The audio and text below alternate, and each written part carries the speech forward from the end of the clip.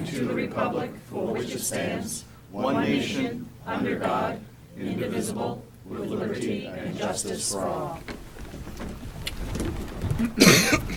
Good evening and welcome. This meeting's being recorded and televised by Chelmsford Telemedia. If there is anyone else present who's recording or planning to record, would you please so indicate at this time? Hi, Alana. Okay, first thing tonight on the agenda is a consent agenda. You have in your packets copies of the minutes of our last regular meeting, January 20th. Does anyone have any comments, corrections, notes? Okay, in that case, I would entertain a motion. I'd like to make a motion that Chelmsford School Committee accept the regular minutes for January 2nd, 2015. Second. All in favor? Aye. Aye. Thank you, 4-0. No, one abstention. I abstained Oh, because good point, I wasn't present. because you weren't here. But Right. you are here now. Right.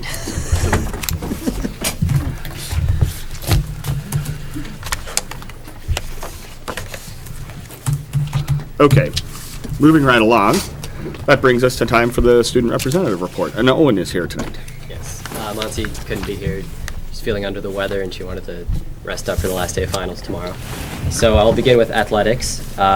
First of all, retired Chelmsford High School teacher Bruce Rich reached a milestone this past weekend by winning his 1,001st wrestling match against Brockton. So congratulations to Coach Rich. I compiled a list of all of the winter track state tournament qualifiers. It's kind of a long list, but I'll try to keep it brief. 4 relay teams qualified, including the 4x400 boys team, the boys 4x200 team, the girls 4x400 team, and the girls 4x800 team. And then for personal runnings competitions, Brian Wilson qualified for the boys 2 mile, Kevin Murphy for the boys 1 mile, Caleb Pulliam for the boys 600, Joey Rosano for the boys shot put, and girls Sophie Haywood and Allison Taylor qualified for distance events, including the mile, 800, and 1,000. And the state tournament will be taking place at the Reggie Lewis Track Center in Boston in 2 weeks. For ski team, boys won their first race this past Friday. We edged out Westford Academy, so it was a big accomplishment for us because they've been beating us all season long. And girls had a solid place again with 2 finishers in the top 10, Kinsey McNamara and Carolyn Paul. Now turning over to the music department, 30 Chelmsford students qualified for the Massachusetts Music Educators Association MBA Junior District Festival. It was this past Saturday, and about 1,000 students auditioned at the Northeast District Festival, and 30 of which were from Chelmsford, and those were the ones who qualified. The students that qualified will rehearse with students from other towns for a concert at Lowell High School on Saturday, April 11th. This includes students from the Chelmsford High School Band, Orchestra, and Chorus, the McCarthy Band and Chorus, and the Parker Chorus and Orchestra. Additionally, this coming Friday, I believe, February 5th, there will be an 8th grade information meeting in the Performing Arts Center for all 8th graders from McCarthy, Parker, and other vocational or charter schools to learn about Chelmsford High School. It takes place at 6:30 p.m. and it will include self-guided and guided tours as well as information on sports, activities, and clubs. For a personal achievement, Aaron Phillips, a senior at Chelmsford High School, recently qualified for nationals for the National Forensic League, which takes place this year in Dallas, Texas. So congratulations to her. She qualified by competing in an event called Dramatic Interpretation. And then more from the music department. 4 students at Chelmsford High School qualified for the All-State Festival in Chorus and Orchestra for their senior district's auditions. And this includes Melanie Fu, Richard Kamanuma, Arun Venugopal, and Caroline Flynn, I apologize. And additionally, the jazz and contemporary vocal group known as the Thursdays competed in their first a cappella competition this last Friday, which went well. And that is all for me. All right, excellent. Thank you. That's quite a list. Can I add one thing to the list? On Friday night, the boys swim team won the MVC championship. They went into that meet down like 171 points and won the championship on the last race. Wow, I didn't know. That's So it's great. 2 years in a row. Yeah. So it's a great accomplishment. Can I just clarify one thing? The 8th grade night, parent night, is Thursday night this week, not Friday. I think there was a couple of Oh, different events this Friday and Thursday. okay. Sorry about that. That's okay. I have a correction also. Sure. Mr. Rich is very, very good, but it's not 1,000 wrestling. Yeah, It's it's 1,000 of all the football, and wrestling, and softball, and 1 year of girls' tennis. So, My apologies. so It's the he's number of very wins good. overall. Okay. Still very good. Yeah. All right. You've given us a lot to think about, Owen. Thank you very much. You're welcome. Thanks again. Time for some good news. Good news, Owen and I shared some of the same activities on our lists, but one of the things that I'd like to do publicly is thank our DPW, our highway department, our maintenance department, and our custodial staff in terms of preparing our schools for today. We we received a couple of feet of snow over the last week, and in terms of having school today, a lot of school districts around us did not have school. As one superintendent said, well, you guys just have a better DPW than we do. And I would say that they're some of the best in the business. So we're grateful that we're able to get our schools open. They worked around the clock, all three departments. Okay. All right. At this time, it is the time for the school committee to hear public input. The school committee welcomes public comments, but this is not a time for questions or debate. Personal attacks will not be tolerated. Is there anyone here who'd like to address the committee at this time? Please come forward and state your name for the record. Name and address, I'm sorry. Come, have a seat. And there's a microphone here. My name, Pull the mic down toward that, correct? People at home can't hear you much. my name is Laurie Mary Pellegrino. I live at 8 Sunrise Avenue in Chelmsford. This statement is in regards to the recent allegations made against a school employee. My son is a student at Center Elementary School and the Community Education After School program. I have older children who have gone through this program as well. My statement is not a reflection on the staff at either the school or the program. My statement is directed to the school administration. With regards to the delay or lack of communication and support for parents who have children in the school system, I asked for this to be added to the school committee meeting agenda last week. I have also proposed that Dr. Tiano and the school committee perform the following. Implement a strategy or revamp the administration's current strategy for communicating such issues to parents in general, and specifically to parents of children who may be directly impacted. One avenue may be a generic, proactive response that maintains the confidentiality and privacy of affected parties. Another avenue should be a more specific response when it is appropriate to release additional details. The second is to institute some sort of task force that can answer questions parents may have in addressing such a sensitive issue with their children. Such a task force should be formed immediately. Finally, to identify what steps are being taken to identify the lapse in protocol where an adult was allowed one-on-one contact with a child, and to identify steps to better ensure that staff and children are not put in this situation again. Dr. Tiano has indicated that a team is working to put together an event to address the items I have outlined. I would like the date for such an event and a timeline with regards to how each item will be addressed. It has been 4 weeks since allegations were made and 2 weeks since the story broke. Too much time has been allowed to pass. Finally, the administration offers information on substance abuse and bullying. Schools hold lockdown drills and fire drills to review safety. How is it that we don't have anything put together to address assault allegations? Parents need to view the school administration as a resource and ally for safety issues, not feel isolated and intentionally left on their own. Thank you. Thank you.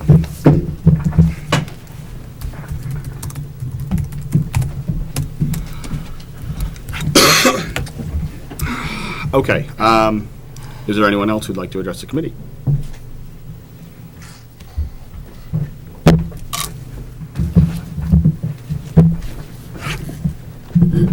Good evening, my name is Donna Newcomb, and I live at 16 Janet Road. I've had the opportunity to attend several meetings since September, and I have some thoughts about how to make things presented at this meeting or information shared at this meeting may be a little bit more resident-friendly. So the first thing I would ask is if as an action item, you could put on the school department or school committee website an area where it's frequently asked questions. So for example, how do I bring up something at a meeting? What's the difference between what is public input? What is a public forum? So that people know how it is that they can go about getting their questions asked and their concerns communicated. The next thing is Anne Marie, I had a chance to see your presentations here at the last meeting and at FinCom, and you clearly know what you're doing. I mean, obviously, you're very skilled. And it would be great if we were sitting here in the audience, if we could see what it is that you're seeing, but sometimes we don't have the opportunity to see those handouts. So for example, the kindergarten handout that was presented at the last meeting, we couldn't see because it wasn't up and available for us to be able to take a look at.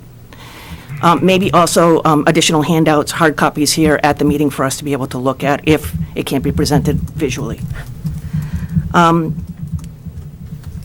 Hard copies, it would also be great if hard copies were available or if people knew where they could get them after the meeting, if they weren't posted online.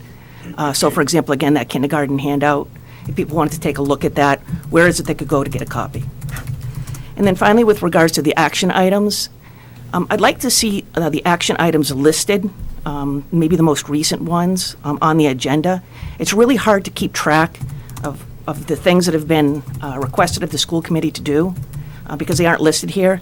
So tonight, when I was looking at this agenda, and I wanted to go back and look at the action items from the last meeting, the minutes aren't posted yet because they hadn't been approved. So that meant I had to go back 6 weeks, I think.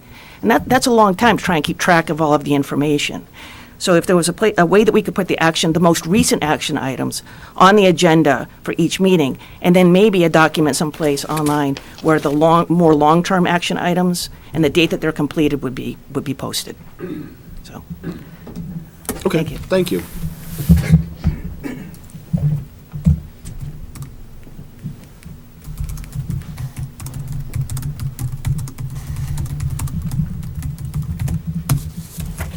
Okay, is there anyone else who'd like to address the committee at this time?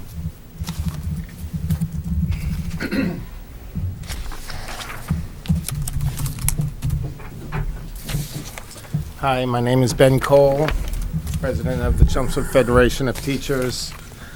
I'd just like to reiterate the accolades that Owen and Al mentioned about Bruce Rich.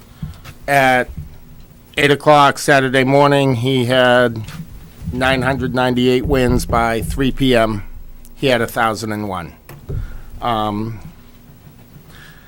And it's something that's only been accomplished by a handful of wrestling coaches nationwide, not just the state, nationwide. I believe he only is behind Bruce. He's only behind George Bossy.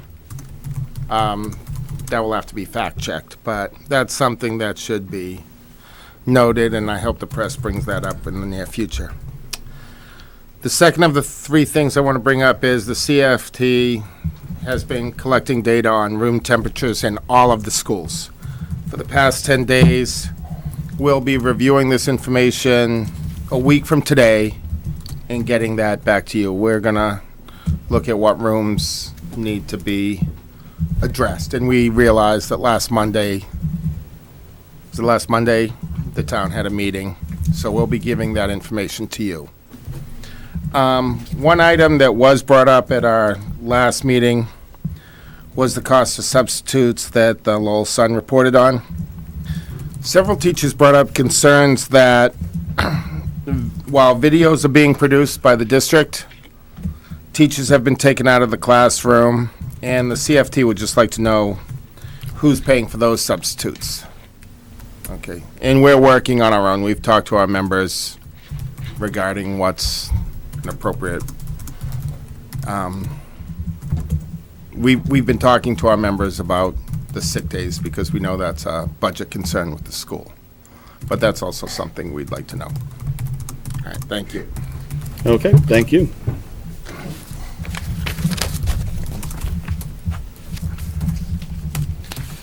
Is there anyone else who'd like to address the committee at this time?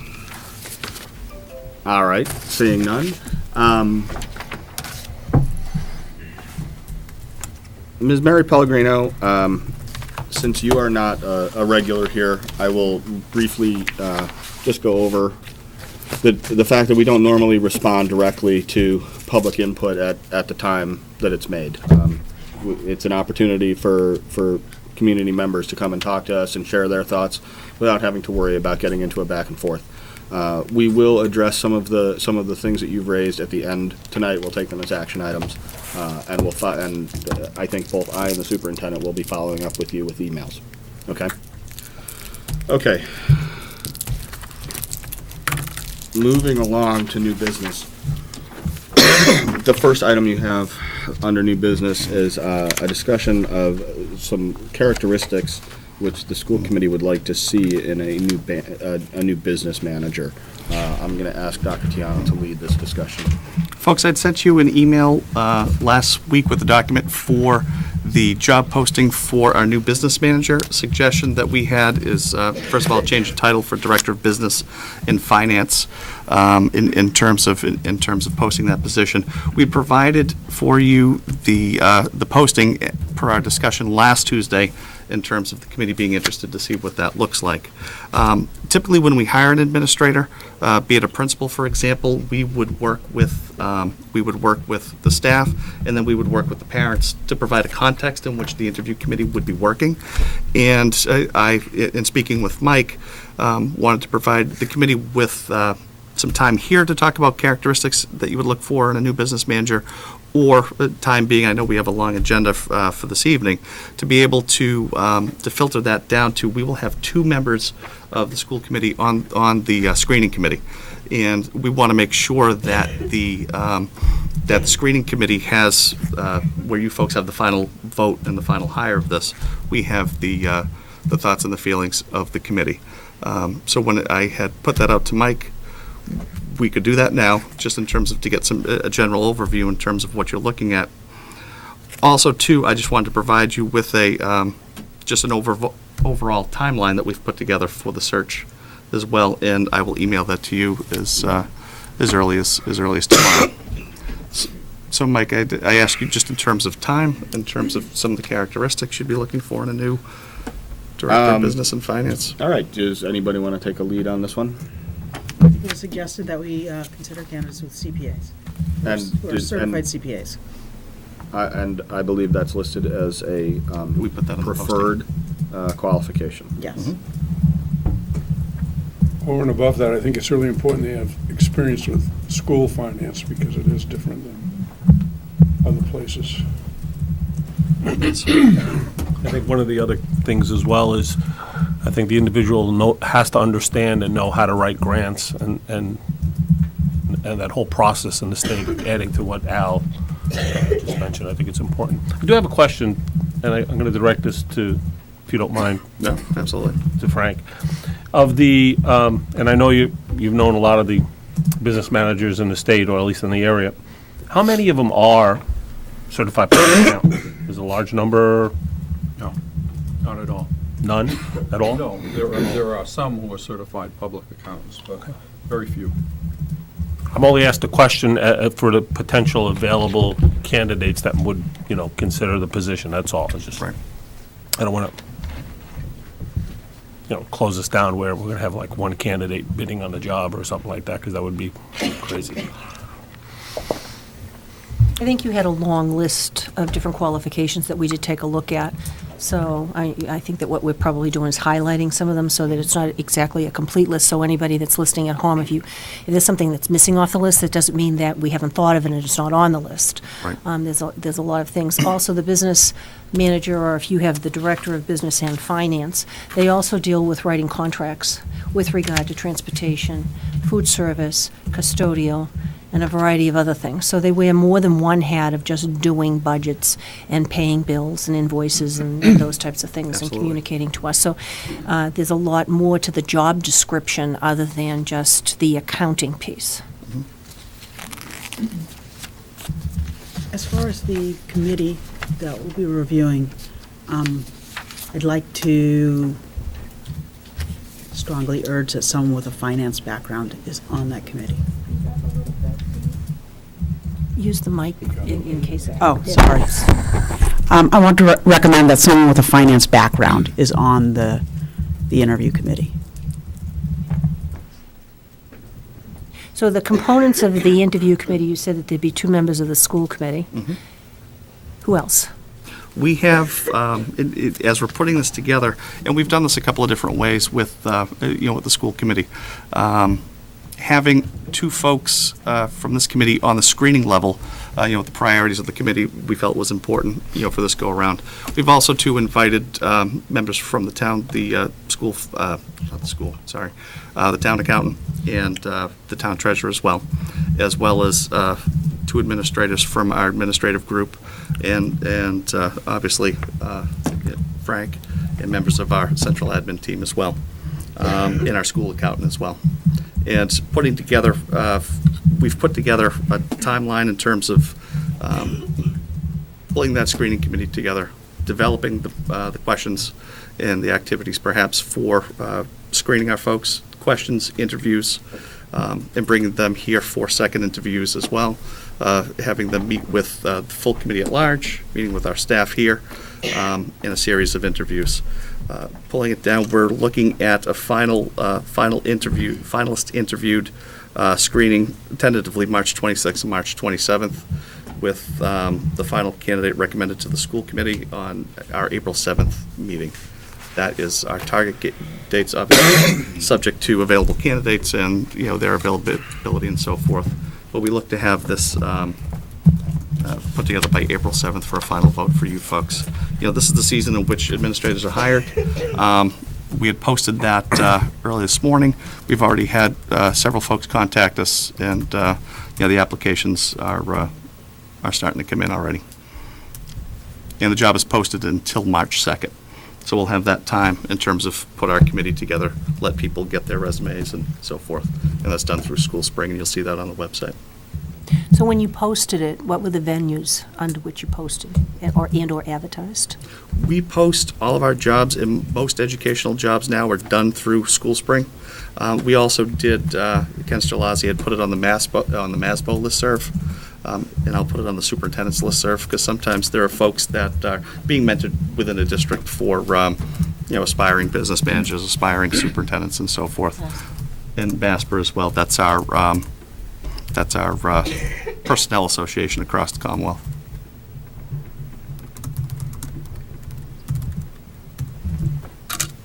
I just had one other thought.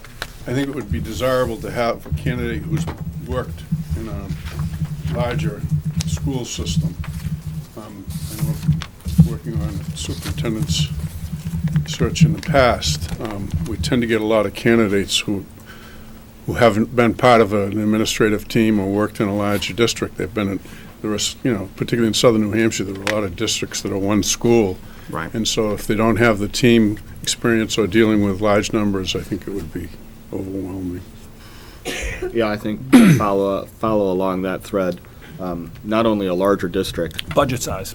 it's about the size and the complexity of the budget, and I think perhaps also a public school district would be more valuable than, say, a regional. And It's just that the Well, yeah, it budgeting would be. procedure is a little bit different. Yeah, just Well, the law, some don't, laws yeah, are- don't put yourself in a situation where all of a sudden you start doing this. Close down that funnel. No, the question was, what should the people who are going to be representing the committee know about the desires of those of us who are Oh, not yeah, going yeah, to be right. on that team? Yep. No, we appreciate that. Anything else? I was just going to say, to Al's point, when you talk about a member of the team, there are a variety of layers of teams in terms of, our public team, in terms of the school committee, the administrative team, working with the town administration team, and finding someone that can cross all of those lines is a priority for us. That's why we have that mix in terms of folks on that screening committee. And, not for nothing, but it would be helpful if they had familiarity with a certain style of budget presentation. More like we're now this, accustomed to. that we have now become accustomed to. Yeah, no, I think that's important. I think you look around the state. This looks to me very, very close to like what the gold standard would be, but there are certainly there are many districts that don't do things this way, and I think it's going to be really important. We've had the benefit of working with Frank. We will have the benefit of working with Frank for some time to come, but I want to make sure we get that. We want to get that stake in the ground. One of the things, as you go through interviews, you can request some examples of their work. Yeah, of what You know, and they if may. they've done budgets, show us how you've done it, give us your timeline, your process. I mean, there's a lot of pieces in the interview of the individuals that you can request that would be, the visual, rather than having them just say something that, that you want to hear. You'll actually be able to see documents. Actually, what will probably be even more interesting is to look online at whatever school district they're at and see what they post. Yeah. Because that's what's being presented. So, But that's also dependent upon how the technology department True. is and what kind of a website they have, so. you're absolutely correct. And there's a lot of districts that aren't there.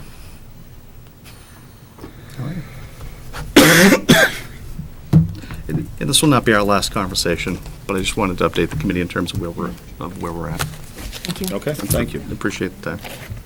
All right, that brings us to the second and final item in new business, which is the matter of the FY16 budget. All right, so you received a document last Wednesday, actually, a preliminary FY16 budget. We went through it relatively quickly at that meeting. It was mostly just a presentation. You've had a week now, more or less, to take a look at it. And I think what we'd like to do is just kind of go through it and spend some time trying to familiarize ourselves with it, answering questions that people might have. I talked to the superintendent this morning about just going through line by line. He recommended against that, saying the last time that he did that, it was approximately 7 hours.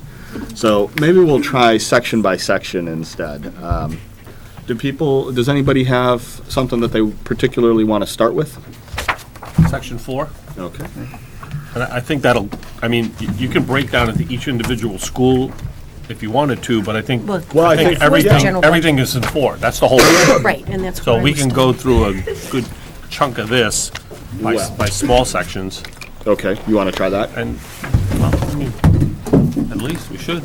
We have an all-star cast with us tonight, so I think any questions that you might have, we have the people here who are in charge of the responsibility centers, and I think we can get some answers if there are questions that you have.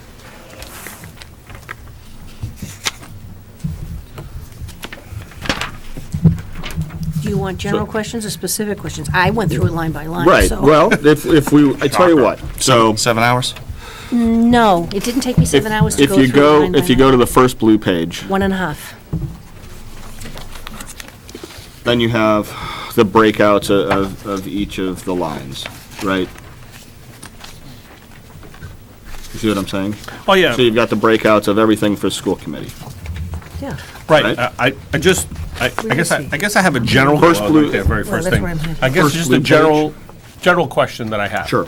Okay, I see a lot of movement around where you see a significant minus and then a significant plus in the other way, and from year to year, from 15 to 16. But I saw a little bit of a constant that went from 13 to 15. Is the difference between the two basically the staff, the administration, and the principals looking at each individual budget and shifting personnel to the appropriate line? Because some of them are big swings. You know what I mean? Are you exactly notating where everything was? So in other words, it wasn't categorized correctly in the past, but it's categorized correctly now. Is that what a big swing is? That's where the big swing is. We did make a lot of adjustments in personnel, and we also made adjustments in supply and textbook accounts. So, as an example, the textbook account was used as a supply account in many cases and should not have been. So you would see maybe a reduction in a textbook account and an increase in a supply account. Well, I saw a lot of reductions in supplies, but I don't want to start there. If we started on page 1, I have a question. It says legal settlement, it's line 22. I may as well just start.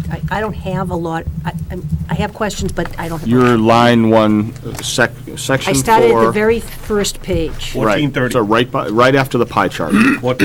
Yes. The legal settlement, that's in FY16, That's correct. okay, and can we discuss what it is, or can you tell me what it is? I can tell you that item, which is budgeted for $14,667, is in the special education portion of the budget. Okay. Because you see where in the FY15 and 14 and 13, there's nothing, so all of a sudden we see that, so that's a brand-new piece. That's correct. It is a brand-new piece. There's a potential for a legal settlement on a case that we have in special education. And that's you say there's a potential. The 14,667 would be the maximum expected. I'm going to ask a clarification, but I believe that we actually have a written agreement. Is that correct, Brad? We do. In July of this year, the district entered into a legal agreement with the family of a student and their attorney for compensatory services that were owed over a period of 3 years, going back to fiscal year 12. And so we entered into agreement with this family. There was the legal settlement of 14,667 this year, 14,667 for next year, and 14,666 for FY17. And then the settlement is over. Thank you. Okay, so that'll be a recurring item. For the next 2 fiscal years. Next. Right. Yeah. Thanks. You're welcome.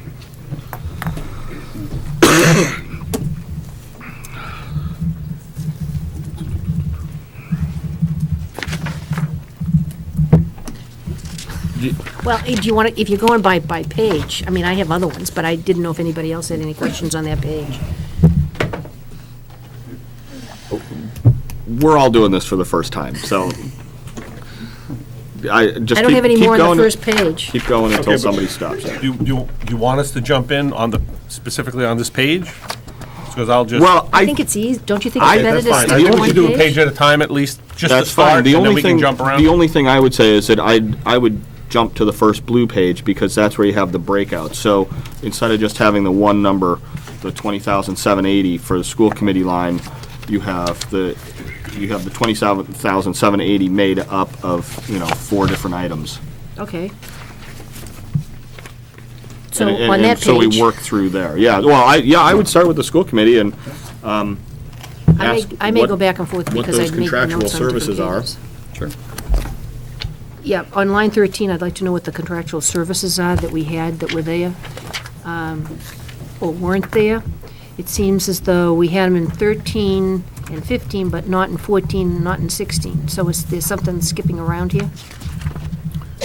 Yes, this goes back to using the proper account for expenses, in which case, when we review those, they were not the proper accounts.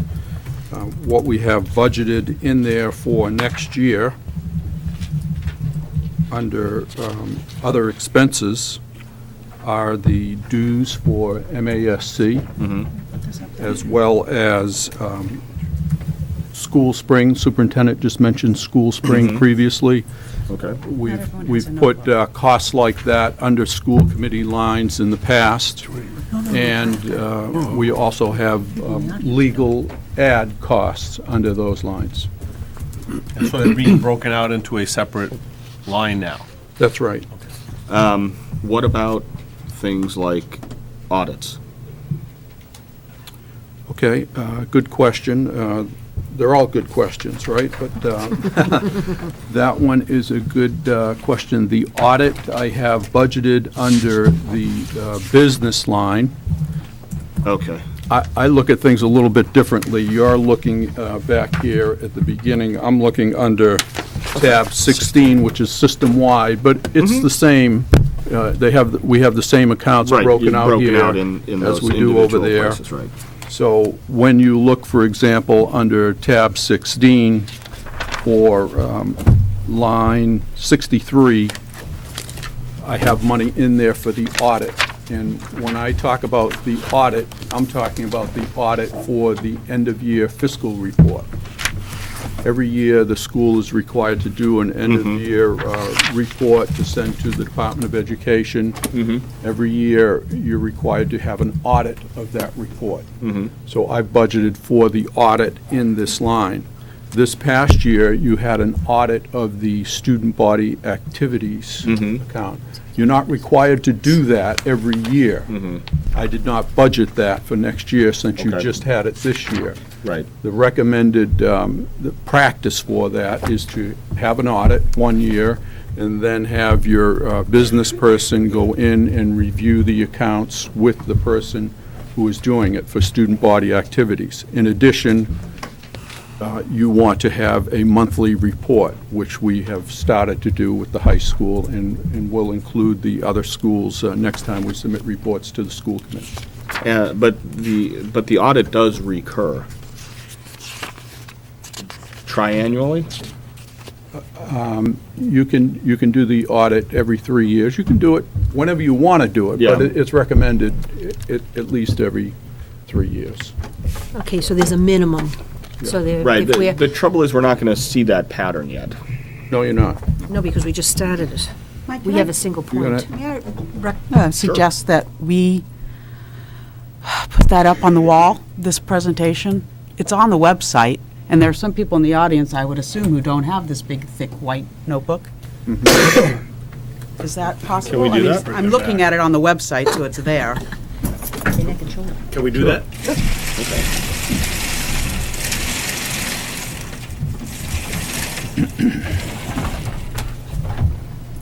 Do I have to push a button? Yeah, technology, sorry. Wireless. It's the short people. Smart people. While we're doing that, maybe I could ask a question, because I noticed, we had one question about contractual services, and there are other places where contractual services were cut or moved or whatever. Did we cut out any contractual services that we provide now?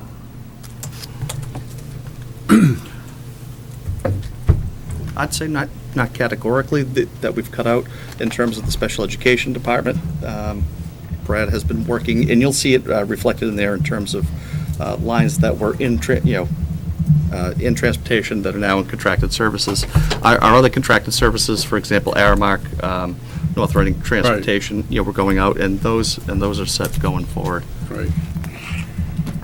Do we have a schedule for that, for all of our contractual? How often do we go out to bid? For instance, the copying and all of those expenses. 3 to 5, right? Are they annually? No, usually you have a minimum More of than 3 three. to 5. Sometimes for it's example- 3, sometimes 5, right, excuse me. Right, sometimes it's 3, sometimes it's 5. For example, our out-of-district special education contract is up this year, so we're putting together an RFP. Brad has been working with other districts and looking to do that and to consolidate services and so forth.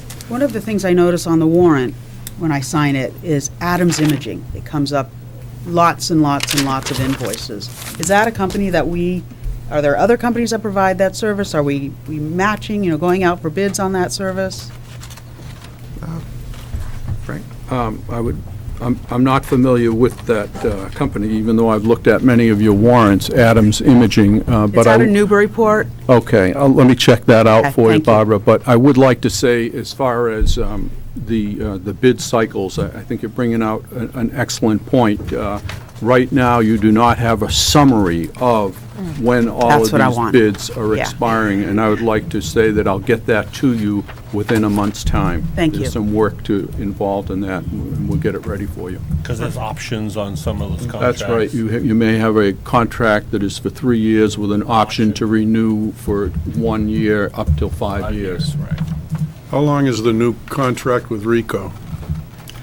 Is that 5? Yeah, that's a 3-year with a 3-year, couple of good. with an option. Can we renegotiate that contract? We can look into renegotiating that or portions of that contract. I mean, that was an area of concern for several of us. Uh-huh. Right, but you can always check in the contract to see whether or not there's a clause in it that allows you to do that, or whether there's a penalty or a notification date, or, some kind of a timeline, because sometimes contracts have that built into it, so that if you wanted to renegotiate or cancel, there would be something that in there that legally would probably help them. Not necessarily us, but it would give us some kind of notification. So if we see the contracts, we'd be able to do that and notice that.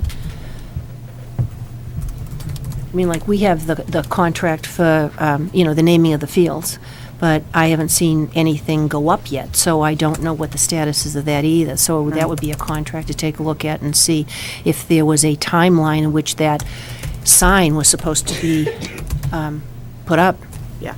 If we Designed. start doing, excuse me, I'm sorry. Yeah. if we start looking into that sort of thing, I would recommend that we speak with staff and see how this change has affected their lives, because it is changing the way you do everyday business. It's Right. pretty significant. Right. And it may not be bad, but we don't know.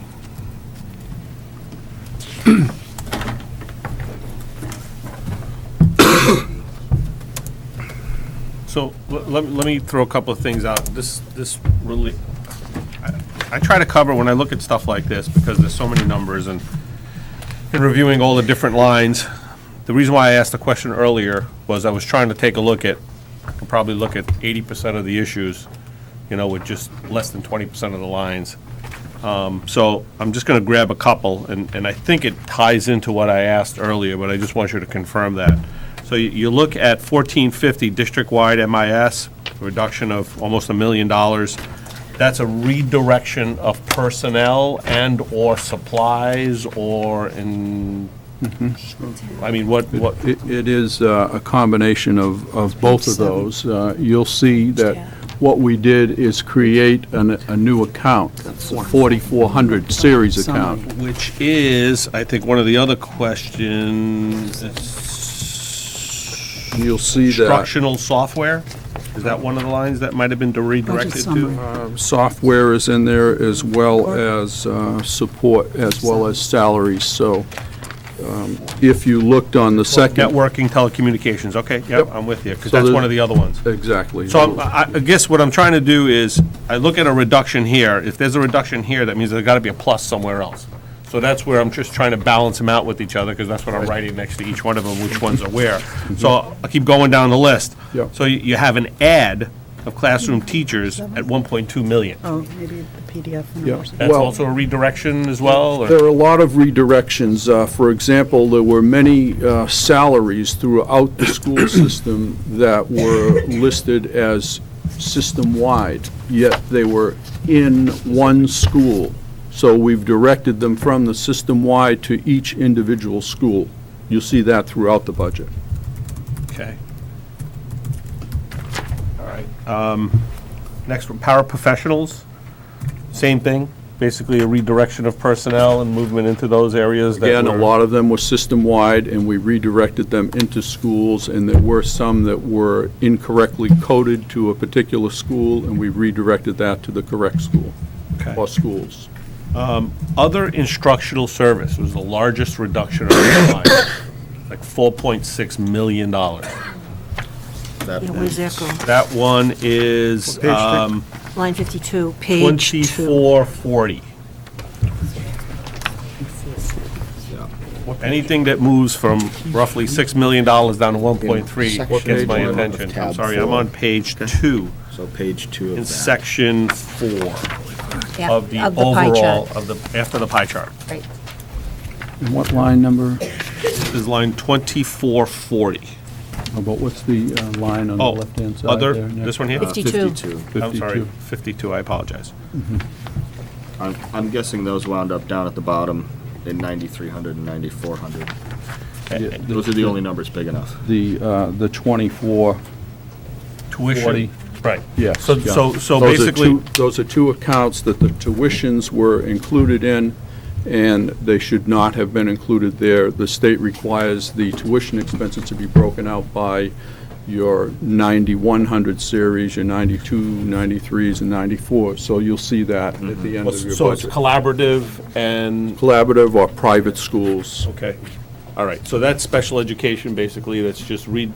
redistributed into its own account. That's correct. Okay, well, that's, again, you see a big number like that. you Sure, want it to know- sticks out, right. You want to know why it, even though it's going down, instructional software, we took a look at, guidance counseling. Which page? are you doing? Just go down a couple of more lines, same page 2, 2710. Line 58. Line 58, you got an add of 253. Is that just a change of personnel, or? And also when you see the breakdown of the different schools, that line item is up as a percentage on each of the schools. Page are you on? Are you on the We'll first have to tab? look for or that you on the number, but I'm just second? letting you know that you Oh, can so notice he's it on when the you go to first, the not details. not the second, right? Yeah. I have a Yeah, I'm concern. right there, right If we behind. keep flipping pages, we're going to Yeah. spend all night trying to find where we're at. Right. I haven't even flipped any pages. No, I know. I'm on the Neither have first I. two, I know. Our discussion is. You know, But that's why I didn't want to jump around. No, I agree with what you're saying. Maybe what we ought to do is try to get it up on the board so that everyone can see the same thing, right? Yes. I need So- to know on paper because I can't see the board. I'm only looking at, just so everyone knows, I'm looking at page 1, 2, and 3 of the combined budget. Nothing further. I'm not looking into detail right now. I'm just looking at the specific Okay, so we're going lines. back. Just You'll up go to the one summaries. page, Anne We Marie. don't go to summary Which is page. where I started, Right, too. Yeah. exactly. That's just, There you go. You're right there now. right. To the big, Right. to To the 1, 2, and behind the chart. Yeah. So it's line 58 It's line 58. and general fund number 2710. So there is, now the reason why I asked that question is there was, you have basically FY14 is a, pretty level from 14 to 15, but then we have a jump to 16 of $250,000, which is almost like, it's 26% increase. Well, Is that staffing again moved around to the right location, or? it is, and when you look at those lines closely, you see that the actuals under column D were higher than what you've actually budgeted in column F, Right, okay? right. A question about those, the budget, the FY15 budget numbers. Those are which budget are they? Those are our projected expenses through the end of the year. They Previous are original last year when we agreed to an FY15 budget, right? Is that right, Not an Frank? adjusted budget. No, it's the revised budget. So when you look at the total, you recall when we met the first time and I reviewed it, and I gave you 3 different scenarios as to what the total budget was.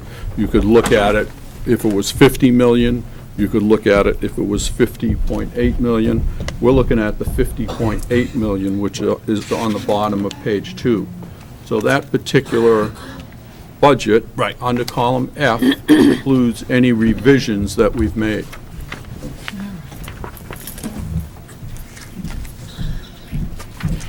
So some of these, the increases that we see is just a direct result of when you see what the FY15 actuals are, that you're trying to bring up the FY15 proposed budget to take into consideration how much we actually spent and then add some kind of an increase to it, Right. so that we have a realistic number on that line item, rather than saying, well, we put $15,000 here, but really it should be $115,000, where the numbers could be more bogus, and you're trying to get more real numbers on actual expenses. What we did is that we went to each school and we looked at who was working there. And we looked at how much they were making this year, and then we projected what they would be making next year based on the actual contract for teachers or paras or any other position. And then each cost center reviewed all of their accounts, the principals reviewed all of their accounts, put that information into Munis based on what they thought it would actually cost to provide a level service budget for next year. The coordinators did the same thing. So when you look at the high school budget, for example, you'll see a whole bunch of expenses for coordinators, as well as principal expenses for general supplies or principal account expenses. Bless you. Thank you. Can you just repeat what you said? Yes. Nick, you started with the $4 million Decrease in other decrease. instructional Did we services. cover that? Yes. in the Because the answer was, if you go to, that's special education, and if Yep. you go to page 3, Okay. lines 92 and 94, that's where the 4 million is. You see, it was Okay. broken So- out Okay, I into got separate it. lines. I got it. So that's what I was trying to figure out, and trying to determine where the big shifts were, because they could probably explain themselves, and you could work some of the big ones out of the way and then look into some of the details. One of the other questions I had too is the custodial services. That's a reduction. Is that just a contractual number?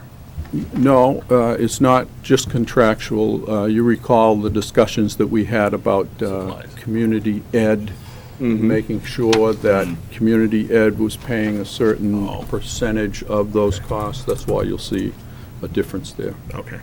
At our last meeting, there was a discussion in regards to how you presented the, superintendent, you presented the staffing requirements and the different changes in different department. And one of the requests I had is if you would go back and readjust it to current levels and adding the 3 staff members the 3 positions that would be replaced based upon the changes that we made, and forego the other ones. I'd like to see what that number was against the 53,018.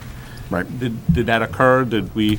We have not done that for this particular meeting. Okay. And, Mike and I met this morning, and as we were discussing, while we have all of our administrators here in terms of an informational piece, we provided you this document, large document as it is with every line item, chance for you folks to review that, and then to provide you with that base knowledge that you felt you needed specifically either for department or by school, and looked at this as an informational piece. In terms of adjustments to this budget going forward, from this piece, as we heard from the town manager at our last meeting, that this budget may not meet his expectations. I forget his words exactly, but that a conversation would happen at this table in terms of readjusting our budget requirements. So we did not prepare that for tonight. Our understanding was that this was still to get that base level of knowledge that. Yeah, but I think what we really need to do, at least for myself, I need to get the adjusted baseline. This is not a baseline. The baseline is, where we are, putting those spots back in, taking our steps and degrees, putting those in, any increases based upon contractual adds, and then look at where we are as a snapshot before we say that. With the enhancements. Well, I call them enhancements, call them needed level service, okay? I mean, that's fine, but I would like those two separated, clearly separated, so I can see the difference between one and the other. Again, I'm not negotiating, I'm just want to see it, because I don't know what the difference is. Right, because in the line items, when I went through tab 4, and then I went through all the other stuff, the additions that you have in personnel and the recommendations, including what you're talking about, is all within this budget. Because there are some of the line items where it wasn't the previous year, so you see all the little dashes where there wasn't any comparison that's there, Right. where you have something that's new. But when you're talking about those positions, there was something else that had come up. We have classrooms that are co-taught.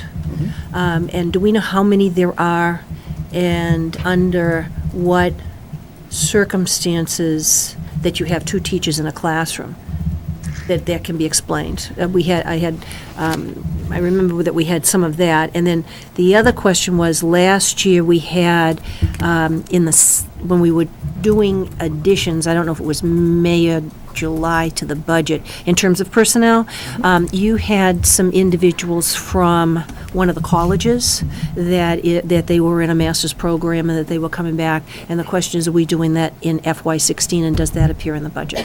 That is not here in this budget. Okay. So, That part. What about the co-taught part? The co-taught apart? We could- break out, find out, how many. can answer We that. have about 14 co-taught classrooms across the district, starting at the elementary level and then going grades 5 through 12. And it's our special educators that are servicing those students that we feel in the classroom, that their needs in the classroom for both English and mathematics, depending on which level you're talking about. So, It's just English and mathematics? But it's under special education, so it isn't that we have 2 teachers in those classrooms. No, it's not that two teachers, it's the special educator servicing the students in the regular ed classroom. And there might be a paraprofessional. Yeah, depending if that depends on the addition. student's individual. yeah. Right, but I- that's Or not the more than- co-taught or more than That's model. not a co-taught requirement. Right, because that's those- not the co-taught Because model. some of those paraprofessionals may be dispersed throughout many, many classes. Right, they might be Not considered supporting a another co-taught class. classroom. Right. But Or there may maybe be a 3 one-on-one. adults in one classroom. Yeah. Or more. Yeah. I Thank you. guess the question that I don't really want in the short term, I would not really not like to see Frank go through and redo this whole thing to make that adjustment. What I would like to see really, at least from my standpoint, is, see these 3 pages? It's all here for me. Right. If just these 3 pages were reconstructed with what I requested, Right. okay, it would be an easy, at least look at. And then if the committee decides that, yeah, we can't deal with this number, we need to go with the different number, then we go back and implement it all across the board. Otherwise, I don't want to create a lot of work to do the thesis. Well, if you go to tab 5, right? There's 3 sections in there. So the second blue, after the second blue page, you have the budget enhancements deletions, right? So that's the number. That's the number. That's right. And you can kind of almost eyeball. 240,000. After the second. You can just add them up. Yeah. There's the 3 things that's Top there. 3 at 240. So you're talking 230, That's right. 238, 143, Approximately. give or take. Mhm. We're gonna be jumping around. I got so many questions. I'm gonna get some of them. Well, I'm just asking a general question. Yeah, that's the part that I misunderstood last time, we have Nick, some people here. in Do you terms of want to that. have a little bit further discussion about that? Like, do we? Well, I think one of the things that you talk about, when you look at some of these additions, and in the note section, we had added the word required. For example, we have state mandates that we need to follow, for example, for our ELL students. If we added a .5, I believe, at South Row, and a .5, for example, at the McCarthy School, we need to add those in terms of meeting our requirements in terms of servicing children. We would be unable to remove those, so we would have to remove something else from the budget. And that's when we talk about priorities, and we talk about what are have-tos and what are wants and needs. We'll have that discussion. But I misunderstood your request last go around. Nick. Apologize for that. No, that's not a problem, because that's the simple addition. So It's basically, there. that if you take a look at it, understanding that there's legal ramifications because of requirements, so that number changes from 53,018 down to basically 52,780. Well, that's if you back it all out. Well, that's what I'm just. I need to stay on one level. Yeah. I can't start jumping around all over the place. And here's the max, I see. here's the min, and we're probably going to end up in the middle somewhere. But I need to have those 2 main numbers, so I'm not all over. I'm just not everywhere. So I can do that for you very easily. I'll do that, give you another copy that you can look at. But again, as was noted, some of those are required. Do you want to? Should they try to leave the required personnel in there, Nick? Do we have a choice? If we're required by state law, we don't have a choice. We have to leave the so if there's required no in there. choice, Yeah. then you have to make that change. And if there has to be any reductions, those stay, something else goes, but they have to be there. Correct. See, even though it's a state requirement, that doesn't mean that we don't tell the superintendent and the rest of the administration that, okay, I understand that legally that has to be in there, something else has to change somewhere else. Well, I think we know that. It's got to be balanced. So it can't be just, okay, we just add. There has to be an add and a subtract. Right.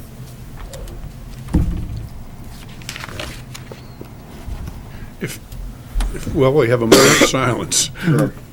I'd like to point out, for the people here, this is redundant, but this is a preliminary budget, and it wasn't clear to some people in town when it was publicized. And we were at the tri-board meeting when the town manager went over the status of the town finances, so we're well aware of where the town's at and what they might be able to support. And this is not, to use a slang phrase, in the face of town manager. We started, as we've talked about before, with, no funding and anything, you had to justify it.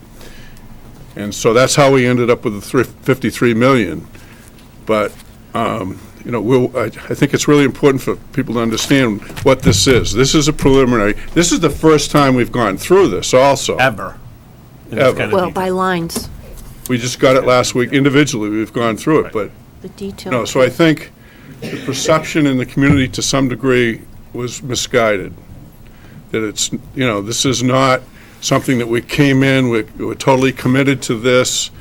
We didn't approve it as a final budget. And I just think it's worth taking a moment to point that out, because I think some people really misunderstood where we were at. We were basically, I won't say given our marching orders, but we requested support from the tri-board meeting on what would you like us to do? And everyone said, put together, because people were complaining and yelling at us about, well, what do you need to run the school district? So we marched off and put together the document, in getting all of the principals involved, getting all the administrators involved, everyone involved, so we know exactly what's budgeted and what line and where, and everything's set up correctly. So this, now we work off of this, or onto this, and you are absolutely correct, Al, that, this was our marching orders to go do, this is what we did, and now we have to take a look at it. And just an important thing to note too, the budget calendar for this year that you voted on, for the month of February and going into March is to do this detailed work, and this is going to take more than one session. And as we discussed for next year, this process will start in September, October, and we'll be able to, you folks be able to have time to digest, and our administrative staff. First and foremost, I just thank them for coming, number one, and number two, for the work that they did on the ground level in terms of taking apart their schools, and the departments did an outstanding job. I think another point with just briefly reviewing is the large percentage of the budget that's salary. And so a lot of the conversation you're going to hear is going to be about contract services, supplies, to a lesser degree utilities and so forth. There's very little room for cuts, except in those areas. And so it's not that we're targeting those, it's the only place we can go. What's the percentage of the budget? 75%. Yeah, so, and then you get into utilities and so forth, and that's all fixed, so when you. The one thing that we can't focus on this year, okay, because it's really not, in all due respect, it's not a good number, is that column there on that list that says percentage difference. And again, I stressed it earlier by asking the questions. The percentage difference is the adjustment to the schedule, not an increase to the line for services or anything. We have finally corrected, I'll use the word, all of the past errors, okay, and making sure every line is budgeted correctly. And so you'll see huge swings, minus 71%. Yeah. That's next year, when this is done, you're going to see, I guarantee you, lines that are in the single digit and even less than 3%, if not less, even more than that, in many, many of the different areas. You're not going to see huge swings. There's going to see huge swings this year because of the obvious changes that had to be made. So,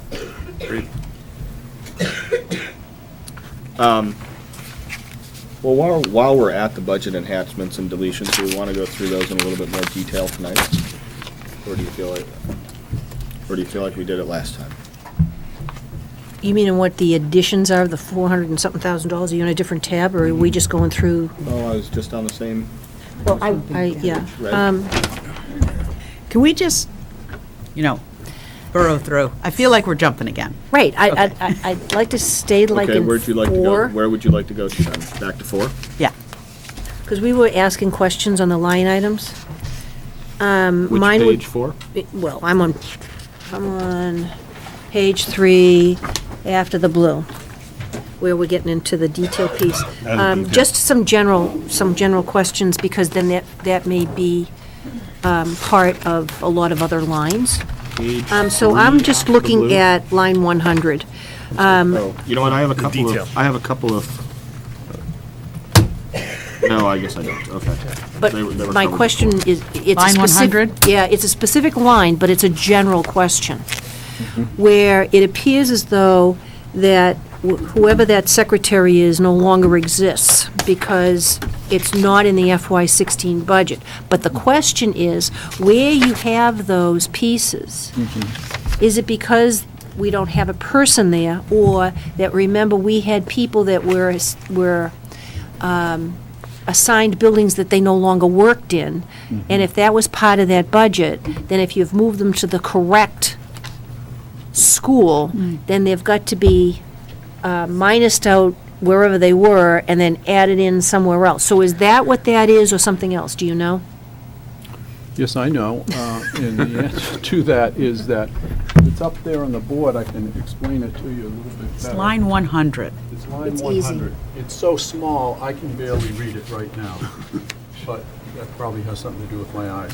Anyway, it says here, this right in here is an indication of the account that it focuses on. So, for example, 00 is system-wide. And the reason we changed it from 00 is because that particular person was at a school. It could have been at the high school. If it was at the high school, for example, it would be 11. If it was at the McCarthy School, 22, and so on, Parker School, et cetera, right throughout all of the schools. So we have changed these accounts because they just weren't making sense to us. We wanted to be able to go to each school to give you a site management budget and to tell you, okay, these are the people that are at this school. So that's how we handled that. Okay. On that page, line 106, what is achievement diagnostic testing? That's me. I'm up. Or achievement I diagnostic am testing. achievement, that's for our study island, our IXL, our RAS kids, track my progress. Originally, Anne Marie had those lines in her budget, but again, you needed to know exactly what they were being used for, so they came out and they went into the curriculum lines. Okay.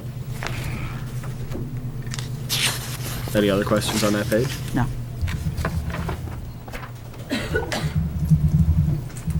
Next page? So at the top, you have, under general fund, you have substitutes. Later on, certain things are broken out. I have, well, actually, it's probably here, but anyway, on On substitutes. page 5, right? I'm sorry. Yes, I'm on how about- page I have 5. a question on page 4. Okay, sorry. The retirement sick buyback has been approximately cut in half. 127. Can you tell us what line you're Oh, looking I'm at? sorry, 127. line 127. That's right. That's based on the actual number of staff members who have indicated to us that they will be retiring at the end of the year. Yes. In one case, an individual is not retiring at the end of the year, but in December, and we've made an adjustment there. And do we know everybody by now? Yes. We have a number? There was a January, 15 deadline? January 15th for folks in the teachers' bargaining unit to rescind their retirement, to be eligible for the early retirement incentive. Obviously, anybody can resign for the purpose of retirement at any time, but for us, January 15th. And we did that our last contract. We pushed that up so we could budget better for it. So that's going to be the lowest number in the last few years. It is. Yes. The other piece, just so that people know, is that a while ago, we bargained out longevity. A lot of places in here is 0. Do we know how many people we currently have and the total amount and when it's going to end in longevity of it appears, I think, in another contract. Right. We do Or- have that information. It's on a separate list. I'd be happy to provide it at the next time we get together. Which, I'm sorry, say that again, Evelyn. What you're looking for? I wanted to know how many people were left with longevity, because there's a lot of zeros in Yeah, here, because that was getting, which is fine with phased me. out. Yes. Right. And that, I think that was negotiated out, I think before I got on the school committee. Yeah, that's a sunset clause. Yeah, there was something that was there. Either that, or it was the second time. But anyway, it's regardless of time frame. But there are some that appear there, and it may be that there's something in another contract, which as we come into negotiating other contracts, it may be a piece that we might be interested in knowing. All right, any other questions on page 4? Page 5. Page 5, top of the page, substitutes. When we have that, you notice that FY16 doesn't have any in on line 144 or 146. Do we know why? On line 144, there have been hardly any expenses, so we didn't feel a need to budget for substitutes in that line. And on 146, I put all of the money into the line right above that, 145. We didn't know how significant that was to have a separate line for long-term subs. If you feel that it is real significant, I'd be happy to track that a little bit better for you. Maybe not necessarily within that budget, but at some point to break out, to know how many, I mean, this talks about PSPs, but just generally speaking, in terms of the numbers, is to have it in terms of what may be defined as sick time, what is personal time, what is long-term subs, and what is vacancies. We had that when we had the guidance report, no, the HR report, we had that in there. And so that's something that if we continually take a look at that it will give us a clearer picture, because the vacancies aren't necessarily something that is built into, specifically to know sick time. When people think of subs, they're thinking of our staff that's taking sick time or whatever it is. It's not vacancies, filling positions when there's a conference or when there's something else that needs to happen. The substitute line, continued conversation. We have the breakout for Kelly Services, long-term and short-term. The substitutes for PSP and substitutes for secretary, we don't get those from Kelly Services? We get PSP from Kelly Services. Secretaries, we really, Don't use them? we don't really use them. Okay. But we don't have any numbers in there on PSPs on page 5. You don't do nurses. Are they somewhere else? You don't do nurses. You're looking at line 143? Those are doubled up. Nurses. No, I'm looking at 152. There may be more to it than that. Oh, you're looking at longevity. Okay, so that's a different type of thing that we're dealing with? Yes, entirely Okay. different. We were referring to the substitute cost. The longevity, as you mentioned earlier, is different, and we will provide a list for you to tell you who is receiving longevity. Okay, so.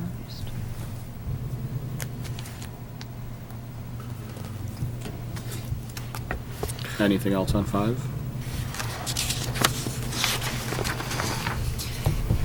Page 6.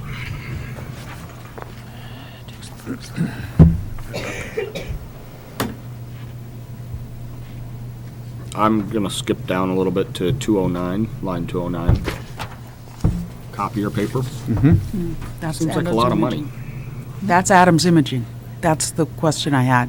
Adams, for copier paper, most of that is bought from, WB Mason. And that's What's on the actually- Oh, state. they might do Materials. the But is that, Toner. so is that split amongst all the schools? This is Yes, just what's used in the yes. center? this is total. This Remember, is total, cost. system-wide. Okay. Okay. Okay. What do you think? This is Any, cheap? yeah. Anything else on page 6? That's why I have this. Page 7. The thing that sticks out at me, page 7, is line 243, the town health educator. Have we got any feedback on how that program is working? That's a position, as I recall, that we're splitting 50-50 with the town, right? Right. I know the Council of Schools is in contact with Mrs. Rosa often about programs that, we combine with her. So, it's a joint effort. Can't tell you today, but I know in the spring there's some big stuff going on. We just met with Jackie, was it a couple of weeks ago? Yep. It was a couple of weeks ago, and in terms of her focus this year has been she's under the Board of Health, and in terms of focusing on substance abuse, and putting together, I don't have the list in front of me, a variety of different events and so forth, across the town. But I could put that together for you in terms of, more than just a list of events, I'd be curious to hear how people think that. the quality and so Well, forth. not and just the quality, but how it's working. Is it having an impact? Yeah. I mean, I think we said we were going to take a look at that position Right. when we originally funded it, when we originally voted to fund it. It sounds like a great idea, but Right. like everything else, we ought to be making sure that it's doing what we intended for it to do. Right, is she filling a void that we didn't have, that we needed to have? Needed to fill. Question on the 218, or maybe the 220, the total there. Does all of that go under SPED or under student services? Is that moved? Yes.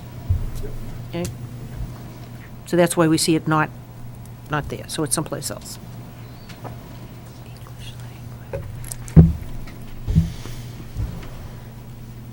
And then all of the other stuff, wherever it is that we see instructional technology and technology and all that other stuff, that's all been rearranged from the other line item, and it's being moved into the appropriate line items. Correct. All right.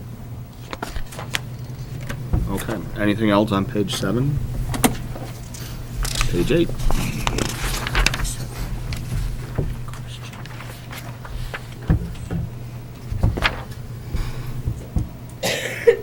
Okay.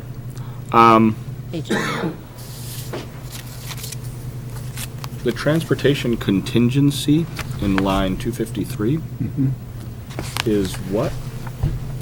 Put that in for homeless transportation expenses. I see. Okay. Enough said on that one.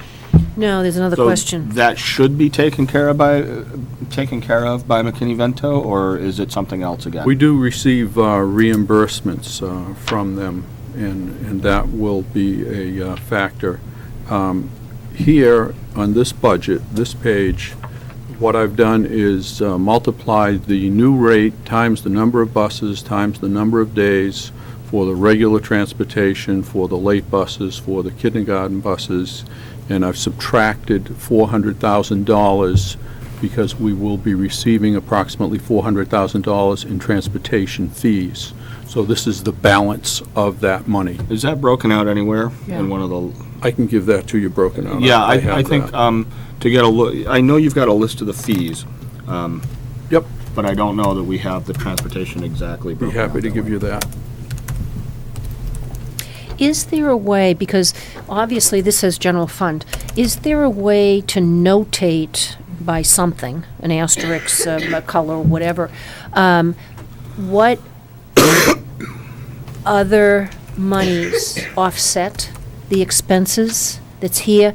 It's easy to do it in terms of SPED because we got circuit breaker. If there's another type of grant that we have, that we could notate that, okay, a certain percentage, or if we have the revolving account that's going to offset something, like the 400,000 obviously is going to go to the transportation.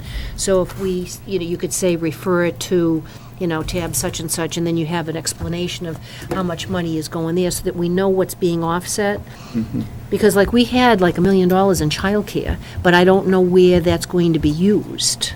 And when we go in here, I don't know that it tells us where it's going to be used. So I think that understanding where the rest of the revenues, besides what's in the general fund, of what is actually being used to offset our budget. Another good point, and when we get to the community ed section, we'd be happy to go over that so that you understand that exactly what we're doing with the $1 million, how much we anticipate to use next year. Yeah, because with community ed, this is the first time I think I've seen their budget probably in the last 8 years. 6 to 8 years. Okay, so we're on the right track.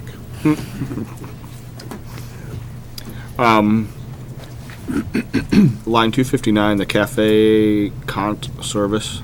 Contracted service, Contracted yes. service. Right, that's a contracted service with Lasky. Correct. It's And- not all for that amount. The 75,000 also includes money in there that you may use to repair some equipment. Mm-hmm.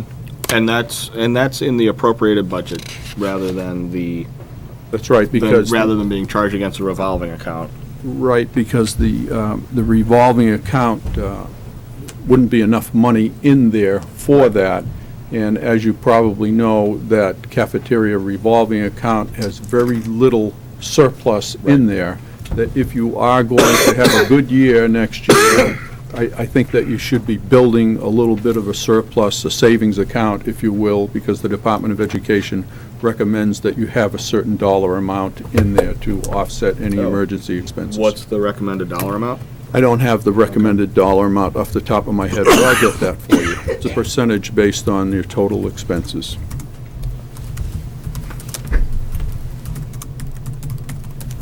Thank you. Welcome.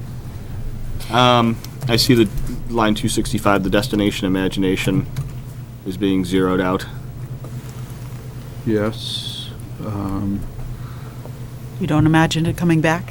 Why are we zeroing out destination imagination? Come on, it's a good program. There are an awful lot of kids No, it's an participating. excellent, no, it's an excellent program. Was that actually used this year, Frank? Or was that the encumbered piece? There is, I'm not sure if it's Actually, it incumbent or says- not. We'd have to drill down in Yeah. Munis and find that out. Yeah, see if it was used. Yeah. This is where we get into the earmarks. We all have our favorites. The custodial services, the contractual services in line 272, I think we've already touched on.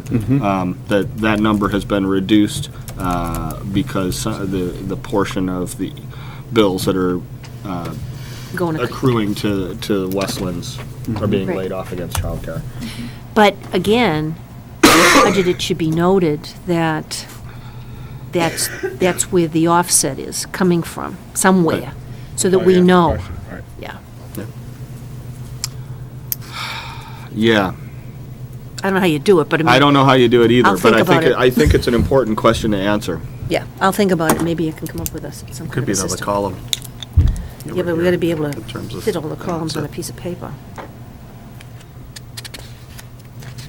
Yeah. Yeah, I was just looking at the sheet page, highlighter color. section 21, to see if there's actually, I hate, Mike. don't go jumping ahead. no, I'm just, in the comment you just made in We're only on regards to, page you 9. Yeah. know, is it listed on there, just to see if it's listed, that's all. Okay, anything else on page 8? Page 9. Oh, page 9. 308. There was nothing within 13, 14, no actuals in 15. There was 1,000 in the FY15 budget, now we're jumped to 8. Do we know where they go, the dues and the others? This is under sped. I'm going to defer to Brad. In that line, in previous years, looking back, for mileage reimbursing chair people and reimbursing teachers for travel, that was paid out of a transportation line when it should not have been. So we created that line, Frank Antonelli and I created that line so that it would be appropriately allocated to reimburse administrators and teachers for travel. Okay, so is that why then all of the travel transportation is now 0, because now it goes into dues and other line items? No, are you referring to the significant drop in the transportation costs from last year to this? No, it's not just sped. When you see when you see all the schools, I had the question here, which obviously you have answered.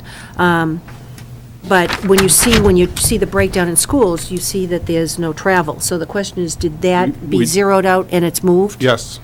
Into a different line? We combined all the lines for all the special educators, all the psychologists, all the therapists for travel in state for And it goes there. reimbursement for mileage. Yeah. And so we created a separate line for that as well. Okay. Well, that's the sped piece. But you just answered the rest of the questions on the others, That's on the right. schools breakdown. We worked with all of the principals to consolidate those expenses and to put them in one line. Okay. And the salaries line there, 305, does not include the enhancement, is that right? That's correct. Correct. Okay. And- So the and- enhancements are not within Sped? here? Well, one of them is listed as one of the administrative positions. So that's maybe being we need to know recommended. where they are in and where they aren't, because it appeared as though some of them were new positions that were in here. You mean the administrative support position for a Right. central office? Yeah. That was listed under enhancements, that's not listed under student services. I guess where, the Right. enhancements are included in this budget though, right? Yes, they are. So And, that person would be somewhere else in central offices? $478,000 is included, and why don't you just go on to the Okay, next that's fine. question, and I'll find that. Yep. Thank you.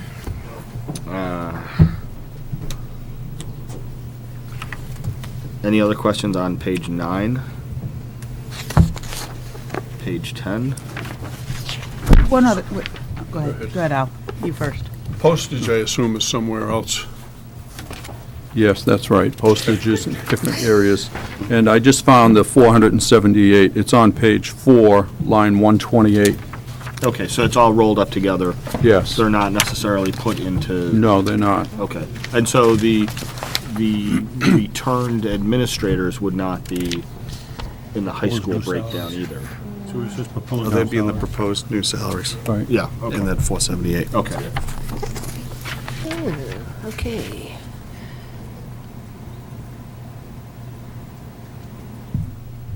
See, that's my point, what I was making. So if about any of percentage. those salaries are approved, we would make a transfer to the correct account. Right, right. Okay. Did you have a question, Barbara? No, I'm good, thanks.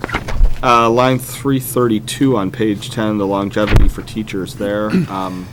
That's a distinctly non-zero number until you get to FY16, and then it goes to 0. Is, 332 on page 10. Longevity, That person retired? special ed. Must be a single person. It's because it was identified as special ed, and the classroom teachers are identified above that for special ed. You see that on line 3? yeah, the two at 3472 and the 16495 goes away. Mhm. Well, the 164, I guess it's not 2 at 3472, it's just 1, right? Because that's a total on 329. So 329 is a we're total. currently, last year we paid 16,495 in longevity for teachers under the special education account. And in 16, we're transferring 3,472 of that number to the classroom teachers, and the rest Again, of if them we are get the going somewhere breakdown, else. well, if we get the breakdown, Sure. maybe we'll know what it is. We're going to give you Yeah, a detailed list of those longevity Yeah. teachers, so you'll know. The resource rooms also are big numbers that just kind of go away. They're being They- put back in somewhere else? They don't go away. Again, look at those accounts under column A, when you see, it says 7, which indicates special ed. Mm-hmm. Then 2310, which indicates the state function, their specialist.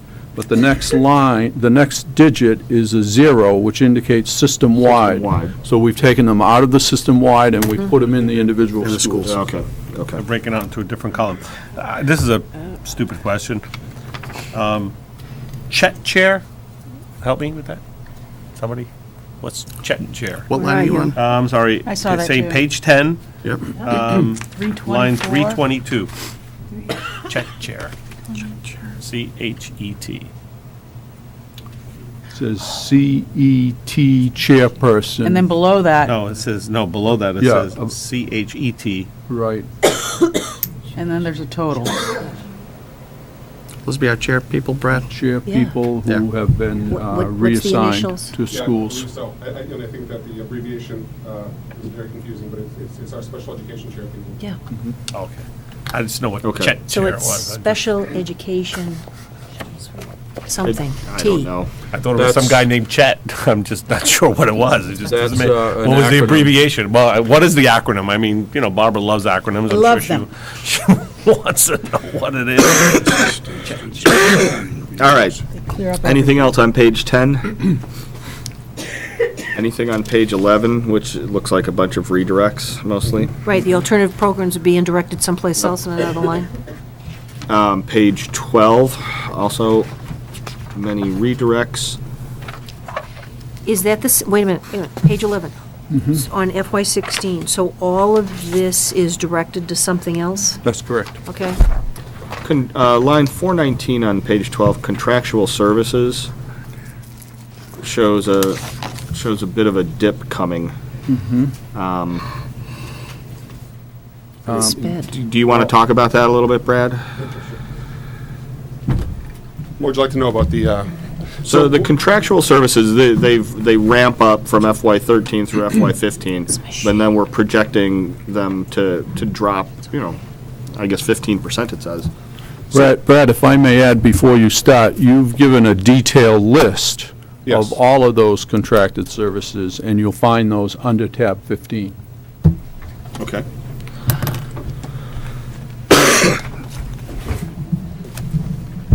Oh, yeah. That's right, I saw this. Scared me. So if we go to 15, Kept me up night looking at this. When it was one night that I just couldn't believe. I wasn't awake. so the very last page, under 15, lists out all the, okay, after the blue. And go to the very last page then. lists out all the projected contracted services we have moving into FY16. Oh, after the second blue? There's a lot in special. The very last page, under tab 15, I'm sorry. Yeah, tab 15, 1 and Okay. 2 at the very end. Yep, even more. Titled tuition, non-public. Oh, I and see. No, No, all the way at the end. Almost at the very end. There you go. Very, very end. There you see it up on the board. Right there. Where did the other Oh, yeah, money I saw go? that before. we used an agency last year called Boston ABA, and we negotiated a new contract with an agency called the Delta T Corporation, and we saw a significant savings in contracted services from that changeover alone. Okay, so that accounts for the bulk of it? That accounts for a majority of it. And then some of the other pieces, students who receive home services, we don't project to have as many students who require home services moving into next year, so that's a minor reduction.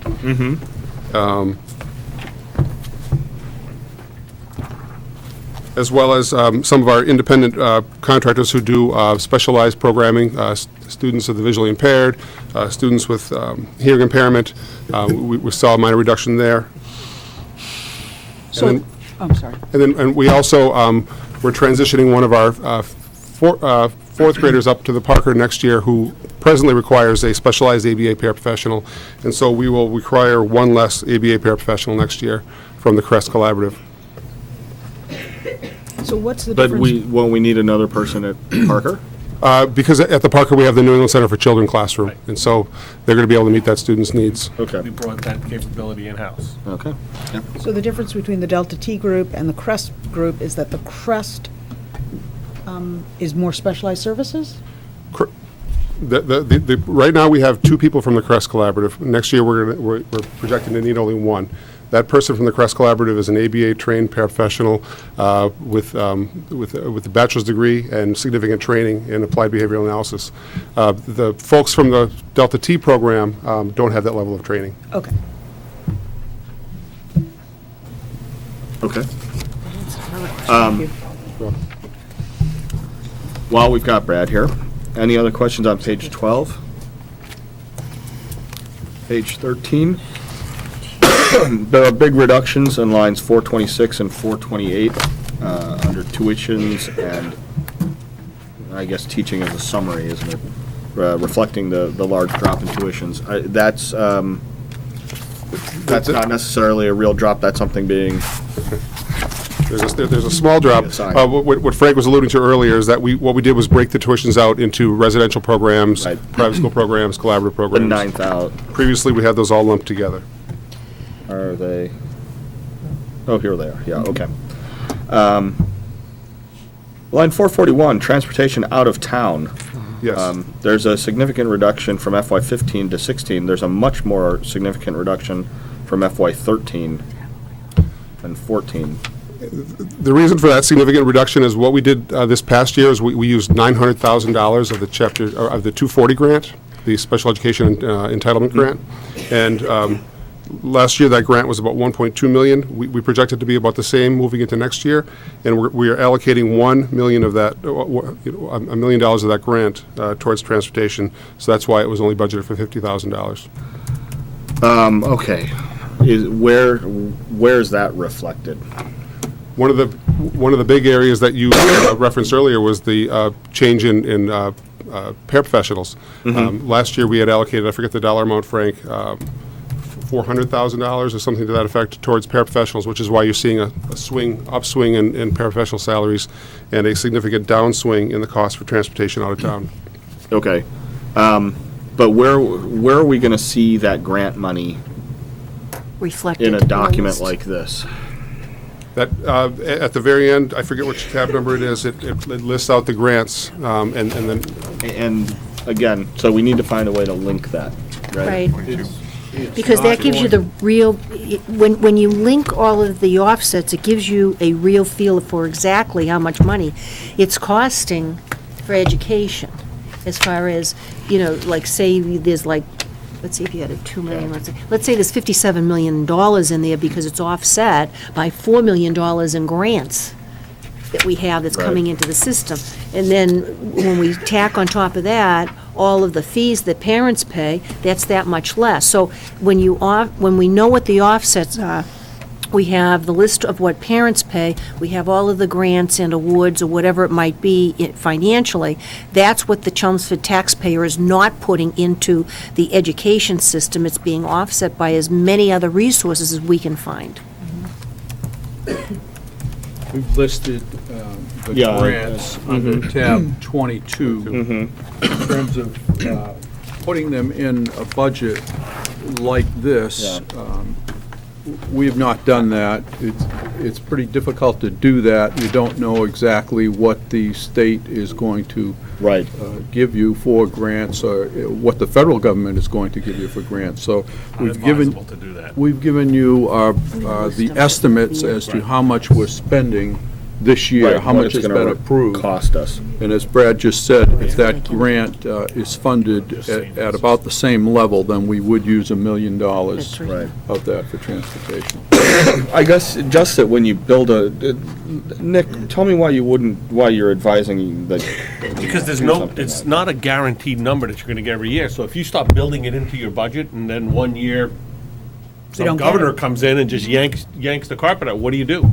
Well, the trouble is, it's not built in here right now, right? We're going to see this. If the grant goes away, we're going to see this explosion in a number that we didn't know what it was, because was a risk. But it's still one-time. You have to treat it as one-time money. Correct. Yes, you can, but the piece is that what we were just told is that if you take a look at your line of transportation costs, and that there was a sped grant that offset it, it's roughly $1 million, then say, for instance, if it was, it's line 436, it's 1.675 million that it really costs, but it's offset by $1 million coming in someplace else. So if we didn't get the $1 million, you could add it there, which means now it jumps another big number if we didn't have it. Right. So it's got to be in here someplace to know, even though it's one-time money to offset it, that if we didn't get it, we know that we got to put it in there. Perhaps if we just had another column that had a description of something like that, any line item that's significantly reduced or affected by grant monies, maybe we could have a column that says, Yeah, incorporates grant money or uses grant money. non-guaranteed. Yeah, again, just to kind of highlight where the risks are as you go farther. It's going to get bigger.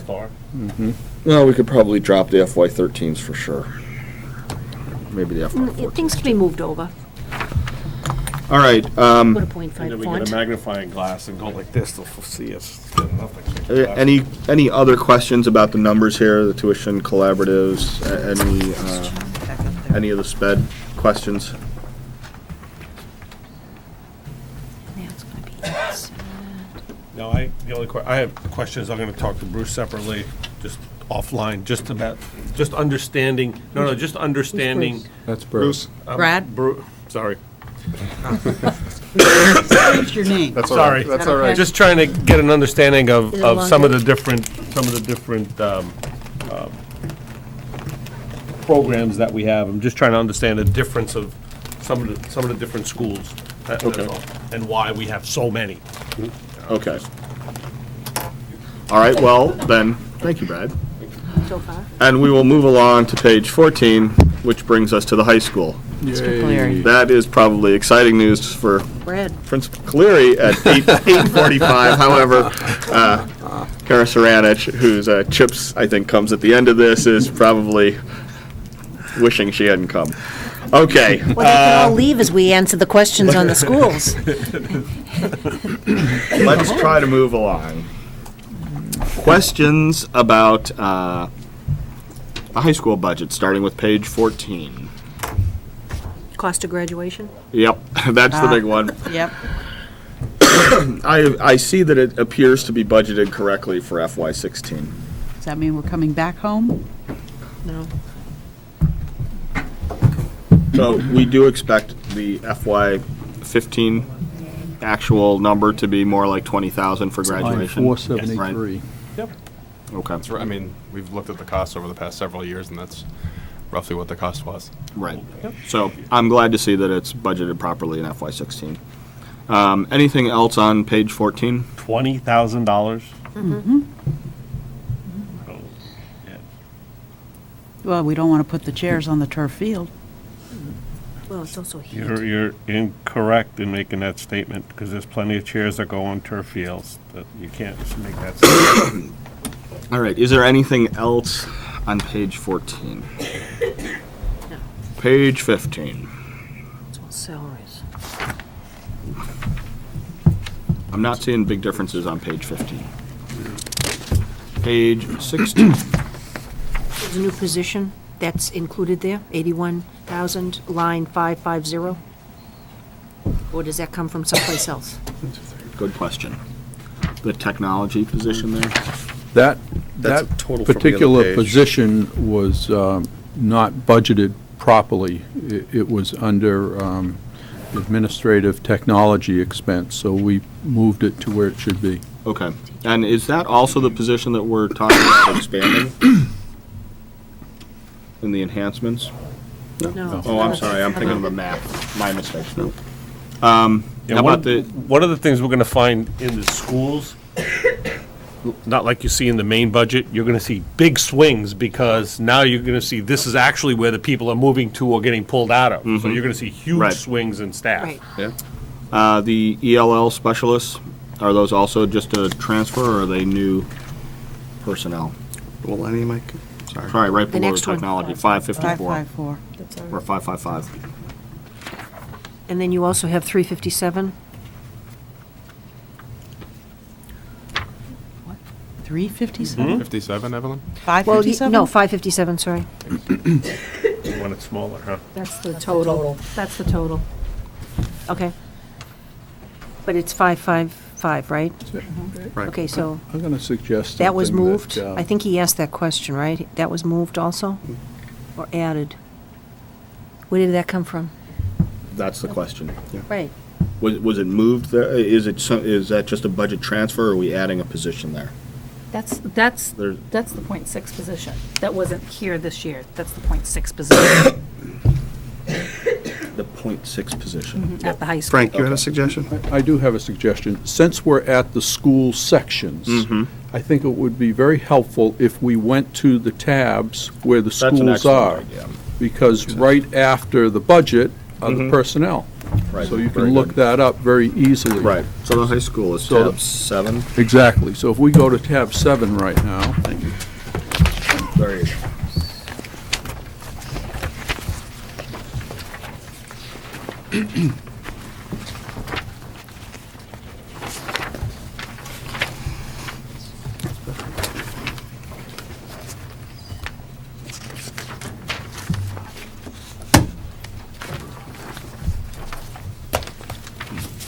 All right. So now that we're in tab 7. Anne Marie, I think you want to go down a couple of pages. Page 3. Yeah, it'll be page 1 there. And we are at the bottom of page 3 right now, in that section.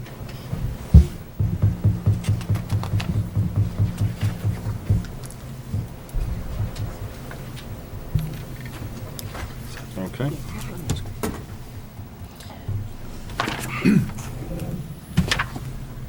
And you're saying that ELL specialist is a new So that's capability where, there at the high school? so that's where that would fit in. So we were looking at the general budget where it was the total of the 448. Now we're getting the breakdown per school of where it's added. Yes. Okay. That was the point I was trying to make. That's where you're gonna see your big swings. Yeah. Okay, any other questions on page 3 of We just tab need to 7? know. Page 4. Line 578, the teacher conferences, I notice have gone way up, and that's more or less across the board, not just the high school. Are we doing something differently there? Putting it in the right category. That's to reflect actual Right. needs. We have had a number of teachers in the past who have had to be trained in AP. There have been a number of changes across in the College Board for advanced placement trainings. So that budget accounts for the trainings in each of the disciplines in that area. In addition, over the past several years, the district has sponsored and supported Teachers as Scholars, and that's come out of a district line item. That needs to be placed into the building-based item. That Okay. was to the tune of $7,000. And in addition, budgets for substitutes were also placed in this line item to cover conferences. Okay. So that reflects the difference in what had transpired in the past versus what we need moving forward. Ultimately, we're trying to keep all of our staff members current with the latest pieces that are associated with all the mandates from College Board. So are the costs for those substitutes not reflected in the Kelly services line? right, Well, we had the Okay. totals, remember? Now do we have now the breakdowns by school as far as that piece? we do not Subs? have a breakdown by schools for subs. no. Okay. Any other questions on page 4 then? Yeah, textbooks, media, material. Which It line? increased. 580. The next one, 580. 580, 581. That says general, but you have the total. So the total went up, but it looks like it's only that other one line item. And that doesn't mean the textbooks went up across the board either. A lot of it was reduced. Where's the general? I had a general question on textbooks. Can I ask the general Sure. question? One of the things that used to happen was that when we bought new textbooks or we had different things, it came to the committee so we knew what it was that was being changed, and then the explanation came and who it was that reviewed the books. Is there a possibility that we could do that again, just as, so we know what's going on? Sure, it's my understanding, and from my review of the policy, that changed a little bit in the 700s. So, I mean, that would be something that would be a policy review. Typically with a large curriculum adoption, such as the Journeys program, that was a K through. Well, it isn't that we approve what your, it isn't that we choose what your selections are, it's that we Are aware. are aware of what it is, and we have like you know, the report, we're going to have this type of a thing, and it's a formality that we would make the motion that, you know, we would, you know, authorize payment of it. That way, then, we know where that area is in terms of textbooks. I feel a little disconnected, knowing what's going on As to what the with new that. textbook adoptions Yes, are. Yep. Okay. Yeah, that had to have been a while, because the only thing we've discussed about textbooks since I've been on. It's been, was yeah, it's back been like about 6 or 7 years. Yeah, It's because been back- 7 or 8 years now. 5 or 6 years ago, there was only one discussion. Goodness gracious, Dawn was here. And remember, there was a conscious decision that one year, because of financial situations, where we took a bunch of money out of the textbook intentionally, and that was very painful that year. So, because it was a huge number that we took out of it. We must have whacked half the number out of the textbooks that year. Well, it was 2 predecessors before you. Yeah, so it had to be, so it was a while back. Right. But it was nice to be able to take a look at the textbooks, you know, review it, you know, ask a few questions and things like that, because that's what the students are looking at. You know, where we're in, I know we're going through all the money piece, but it's nice to know what our money is buying. Right. Right. Anything else? I have on a page question on 4? 571. Probably know about this, but I can't remember what that change is. Library, 571. Yeah, the salary, CHS, PSP library. Yeah.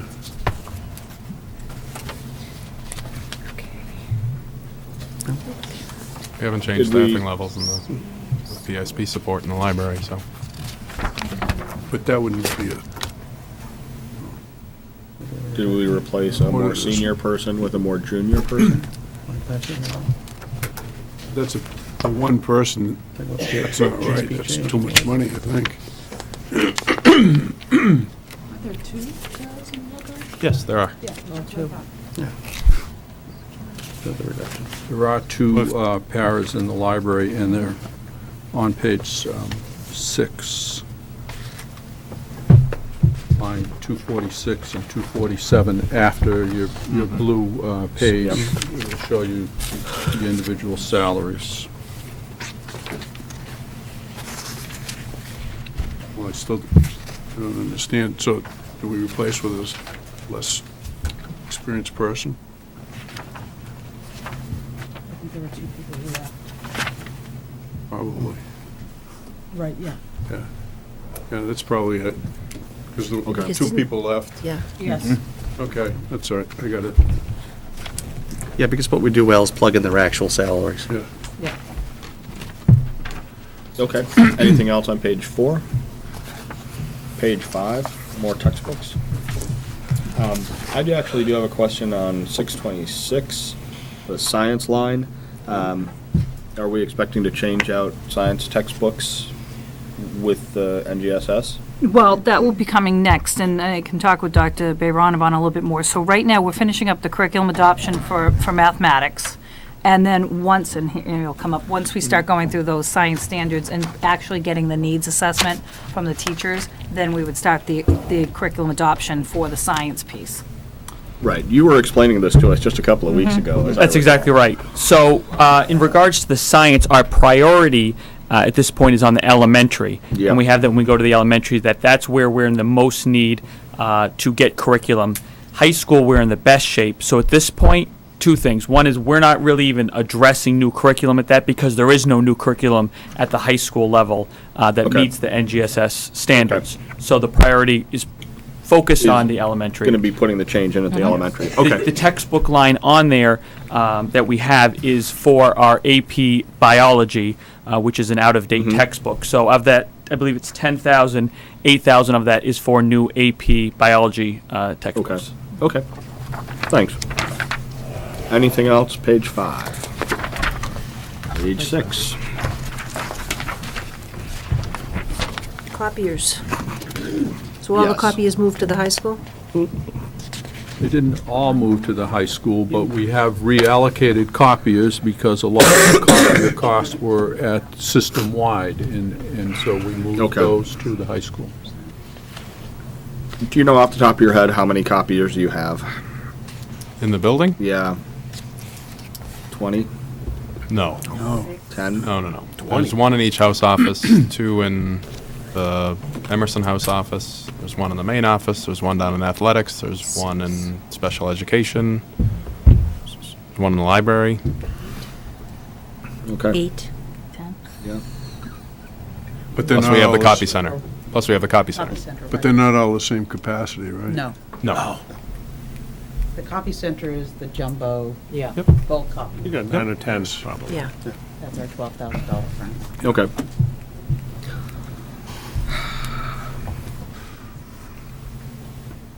Anything else on page 6? We don't need any equipment and music? Is there something else going on there? That's line 659. I think Christie could answer that best. I know that there was supplies and whatnot that were moved around into different locations to Right. better adequately reflect where they were being purchased and what the needs were. Hello. And that's exactly right. Well, go all the way up there. Okay, so where'd it go? If you look, I don't have that. So we reconfigured the lines so that the high school music, all of those small lines that we've used in past years are, They're reflected on page 8, line 726. there you go. So, yeah, Oh, 1, yeah, 2, there you 4, go. 3, 0, 1, 0, 2. Okay. Okay. All right. So it's there. And then you'll see lines for certain schools that have decreased or increased. So we just reallocated. We didn't add anything to the fine arts lines. It's pretty much status quo. Okay. Thank you. Thank you. Thanks. Okay. Anything else on page 7? 26. Page 8? We know what that big increase in 726 is. Other questions on page 8? Page 9. Wait a second, 750, wait a minute. Yeah, page 9. Night school. Mm-hmm. Do we have a night school? Do we still have it? Yes. Okay, has this gone somewhere, moved? They don't use supplies anymore? The supplies are part of a general supply So you moved it, budget. Yep. okay. Do we know how many students are in the night school? I'd have to look it up to confirm because the number tends to change. I think we're roughly around 10 at the moment. And how many staff members? 1? I'd have to get back to you on more details Thank you. in terms of the numbers.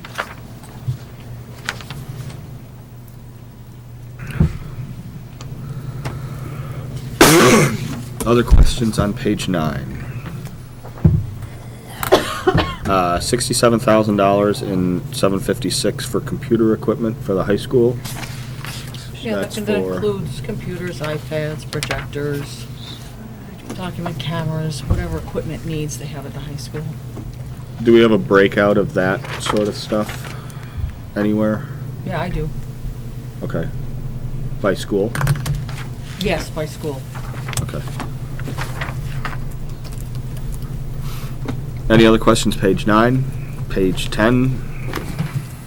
I'm looking at the increases in guidance overall, 791 to 798. Mm-hmm. There's some high numbers, so what made all those, most of them jump? Well, actually, basically, it's the salaries, so they went up considerably. Do we know why? Do we add personnel? Did we move people in there that should have been someplace else? And if we did, where did they come from?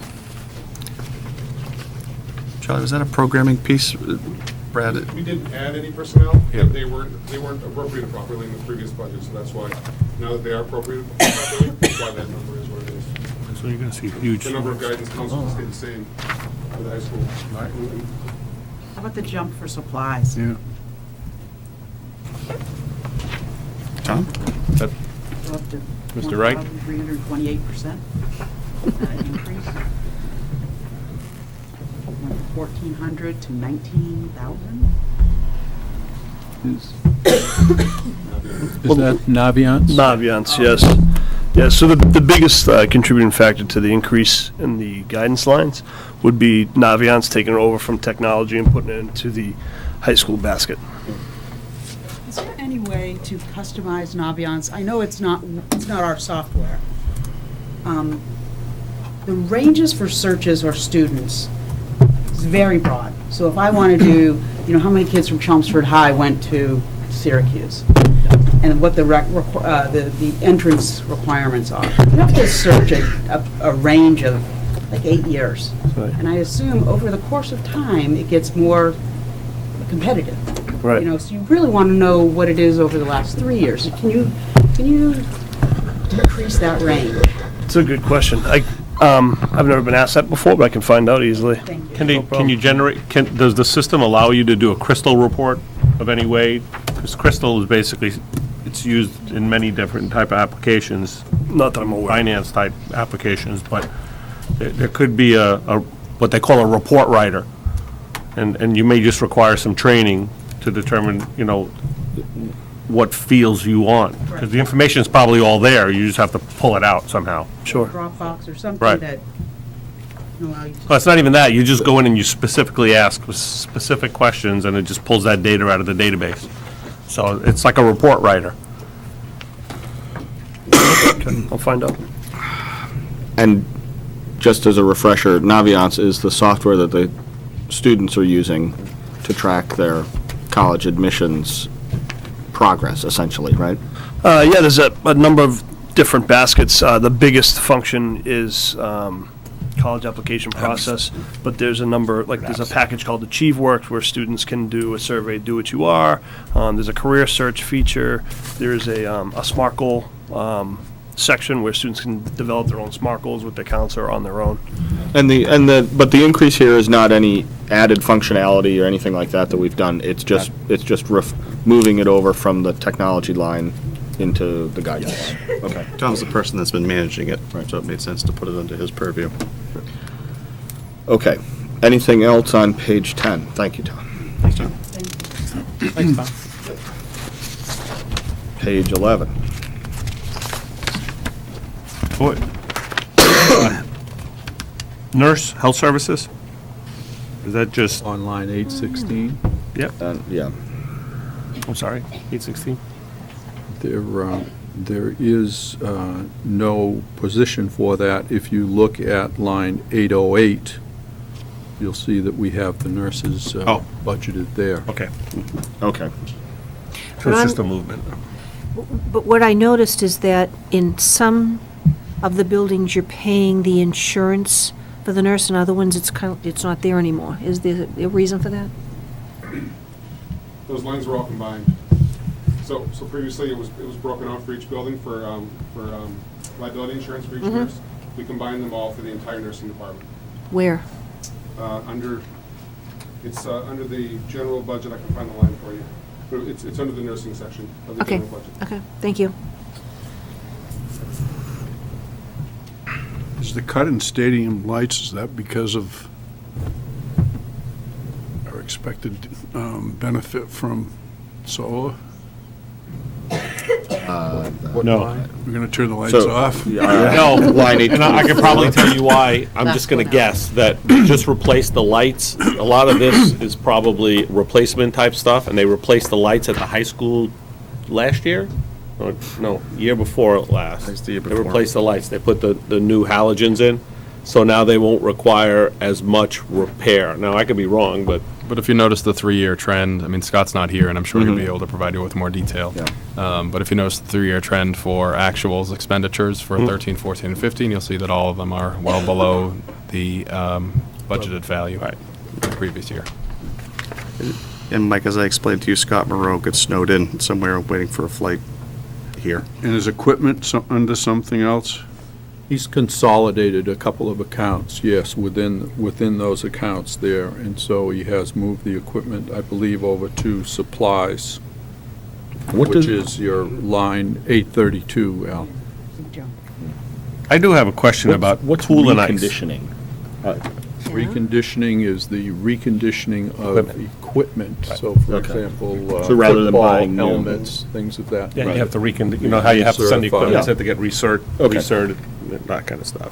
You had a question about pool and ice? Yeah, pool and ice. I guess that's rental fees for the Yeah, pool and Lowell. the ice. Lowell and then the other rink, and they went up that high? Oh, no, but that's my point, that I'd like to see the difference between the two. I want to know what we're paying for Chelmsford's rink. That'd be interesting to know.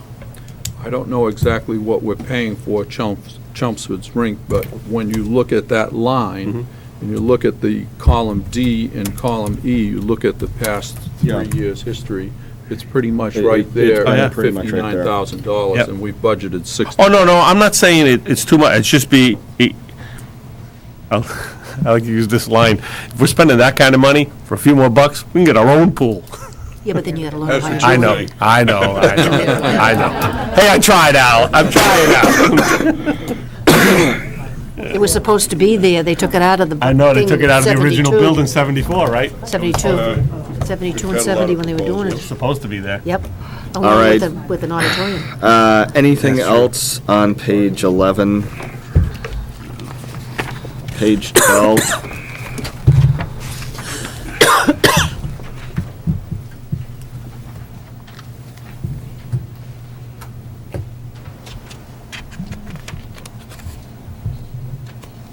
Page 13? On page 13, under the Performing Arts Center, I don't have any questions on what has been budgeted here necessarily. However, I'd like to know what the receipts are that we've had coming in, because I thought that if we had those receipts, that they were supposed to be put into the operating expenses, or they were supposed to be put into a fund that would offset any equipment needs or upgrades or any number of things. When we were on the $13 million debt exemption building program. Well, I think we're about due for a visit from Bertie anyway. so. Right, right. We Bernie gotta, was saying what they were raising, like 30 or 40,000 I don't know. the last presentation he I did, don't somewhere in know. that We range. just need to and know it was what that covering breakdown and expenses. how that works. The fees And where are it under goes. tab 21, and as part of the amount of money that we're collecting for civic activities, That's where that goes. that would be the Performing Arts Center. Yeah, we gotta find out. Well, then we what- need that broken down in terms of civic activities, so that that $223,000, we know where it's coming from. You know, the lump sum, you know, what does it add up to, right? Because if we have, Oh, I see what you're saying, yeah. in the because civic there's activities. more than one event that's there, so what is it? You know, what do we have? I think Bernie's gotta answer the question. Yeah, I'm Sure he has it. Well, that's in terms of PAC, but just generally speaking, when we're taking a look at revenue, is to have that broken down, because remember that last week, when we talked about athletics, it was $340,000 in user fees, and then whatever the difference would be the rest of it. So, I know that when, not to have a sidetrack here, but when I added up roughly what I thought was all the fees the parents paid was around $832,000, because we had transportation, athletics, and activities. So when I had asked for the breakdown in terms of what parents pay versus all the other stuff that we're collecting, it's a different number than what we have on that page, in that tab. You're thinking that number is too high or too low? In terms of what? In terms of what you were expecting to see? No, Evelyn's probably correct. No, I'm looking at what parents paid versus all of the things that we collect money for. I see. Because that's different. Those are fees. I mean, gate receipts, you expect to pay something to get into a game. Maybe some people don't, but I mean, you do. And an event, you know, a drama event, a music event, I all see. that stuff. That's a different piece. Okay. And where those revenues, you know, make sure those revenues go into. Because the- those are our revolving accounts and stuff. Mm-hmm. They need to be broken down. Yeah. Okay. It's not huge money, but 882, 79% drop. we on What's that? Yeah, the pack. Line 882. 882. Supplies for performing arts.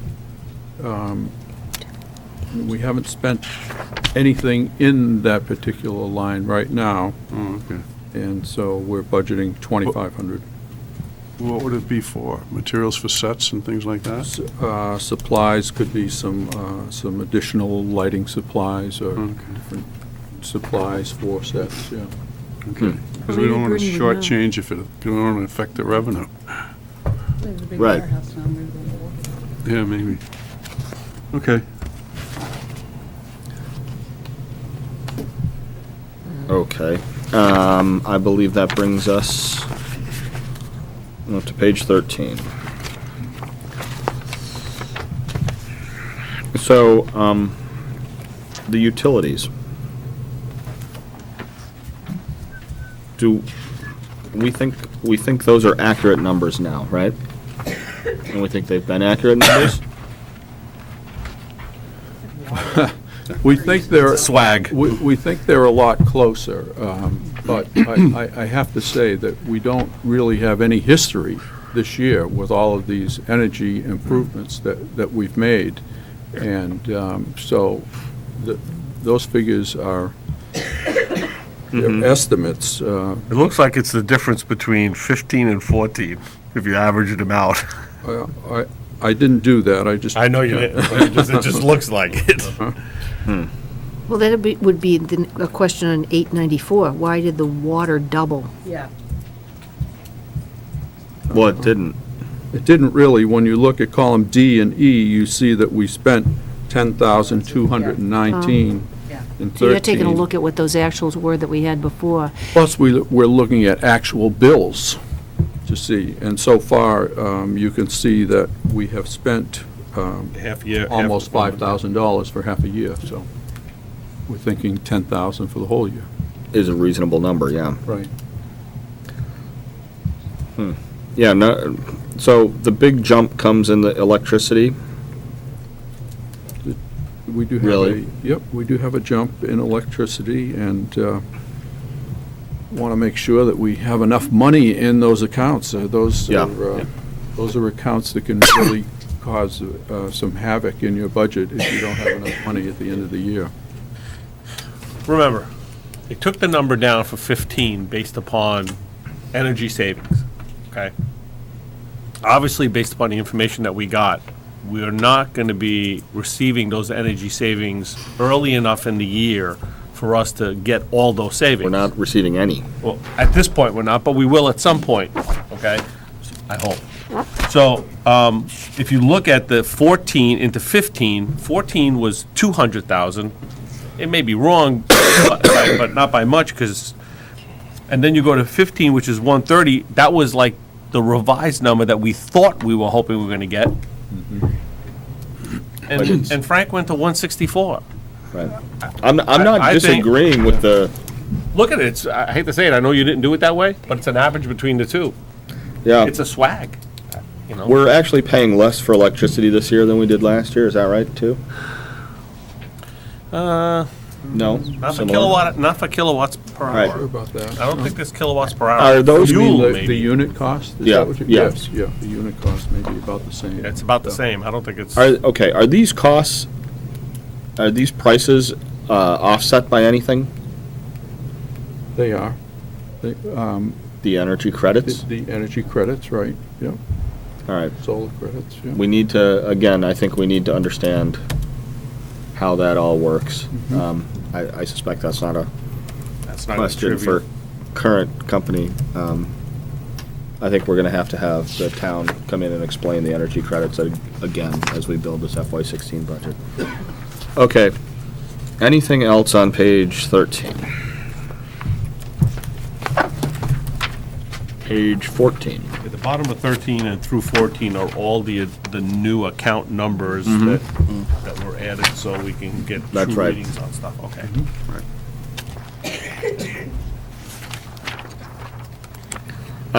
Charlie, just let me ask you, because I think I have to, page 14, the bottom line, you've got a 23% increase in the budget for the high school. Now, as Nick just pointed out, if you look at those lines up above, that's at least half of them right there. Yeah. Maybe So- maybe 75% of it. 23%, 24%. That's because of realigning things, right? Realigning salaries. Right. I mean, if you have a lot of salaries that were budgeted system-wide, and then you put them into the high school, you're going to have a big budget increase. Right. And that's exactly. Curriculum coordinators. Right, they're all housed there. So you. As well as the sped You're chairs. seeing all of that, whereas before it was under a system-wide account. So it's really That's why the not percent- something that Charlie has done in his budgeting. I mean, he did increase some of the accounts based on actual expenses. For example, graduation, he put a real number in there, whereas before it was half that number, and the other expenses were being paid out of some other account. Correct. Yep. Okay. You can't really look at the percentage change. It's just not, it's not a good One last number. thing, if you, At least not this year. Yeah. Right. Next year, it Like should you make a said, big next year. difference. right, next year, I wouldn't expect to see a 23.9% increase. One last thing before you go. You've got a change, the very first page in your section is staff by building, a change of 2 FTEs. Can you talk just a little bit about what those additions are and why? Sure. One is, if we're following along with that first piece, I'll take them in a little out of order. First, in line 8, where it says the PE, health, arts, and music, that is to reflect a librarian, a library media specialist for the high school. Line 11 is we currently have a .6 ELL teacher at the high school. The number of students that we're servicing and the needs of those students and the contracted services of those students kind of require us to have a full-time teacher to support those students. So that's the addition of the .4. And then the .6 for 9 to 12 teachers is reflective in our math department. We've had a number of different changes that have taken place over the past couple of years in terms of scope and sequence and math courses. So this is to reflect our current populations in the high school and their needs moving forward, specifically with some of our level 3 courses and the implementation of Algebra 2. Our statistics course is going to a full-year course to offer a rigorous math course for additional students. We expect that that's going to increase the number of sections. We could very easily go beyond what we have right now, but this is a realistic projection. We haven't had students go through the scheduling process yet to request their courses, but this is what we think will help us at this point. Okay, and just to underline it, the librarian is more or less a necessity for NEASC? If you look at one of the NEASC requirements, yes, but it's also a support piece that takes into account the staff and the students, using the Learning Commons with the expectations that go through with Common Core, especially with ELA, with research standards, and also the use of all the technology and the databases that are up there. Having a support person that's going to be up there that understands all of those tools and understands how to work and, in a way, kind of co-teach and collaborate with the teachers is going to be huge. And it's not something that we'd want to leave behind and unfilled. And the ELL as well is? ELL is an obligation. Mandated. Yep. Mandated We have by to meet the state. services of those students. Okay. We have to meet the requirements. All right. So there are some of those students that are literally new to the country and they require no less than 3 hours per day of services. And that, if you look in school schedule time, that's roughly a .6 right there. And that's just for one particular student. If you take into account other students that require 1 or 2 hours per day, those students are not supposed to be mixed, and they have their own curriculum that's actually going to be taught to them. So therefore, when you add up all the services of the students, not so much the number of students, but the services that they require, you'll end up with a full-time staff member. All right. Thank you very much. Sure. Okay. Evelyn, just the answer to your question about night school. Currently, you have 14 students, 4 teachers, and 1 supervisor. Thank you. Sure. The time is 9:20. We've done the high school. And system-wide. And system-wide, to be fair. Do you think we could move more quickly possibly through the middle schools I doubt it. and the elementary schools. Not if you want to do justice. Well, so that's the question. We have a number of people who have to be up early tomorrow. Are we gonna get through it all tonight?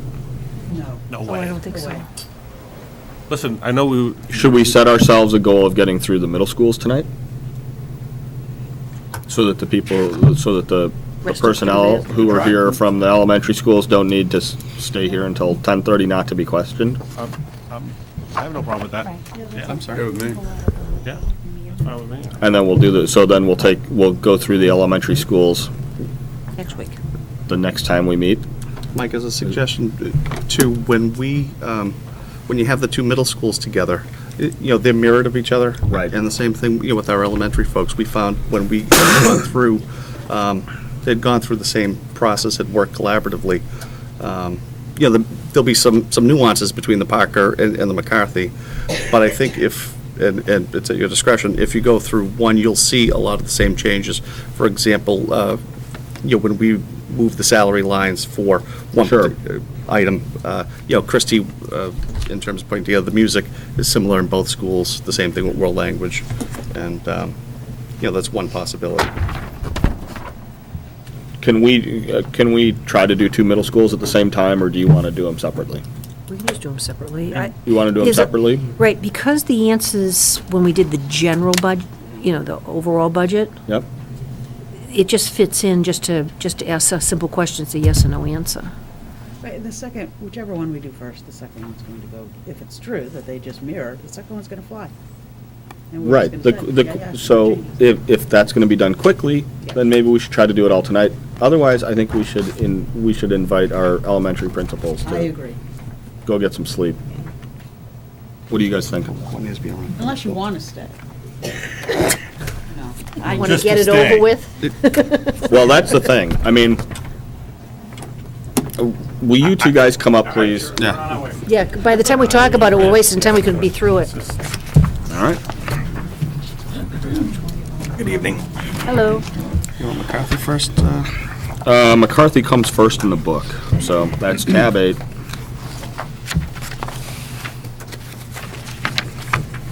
Page 1. We've already talked about the dues and conferences, 952, Yep. the big increase there. Right, and the moving of the travel and stay. Yep. Any other questions on page 1?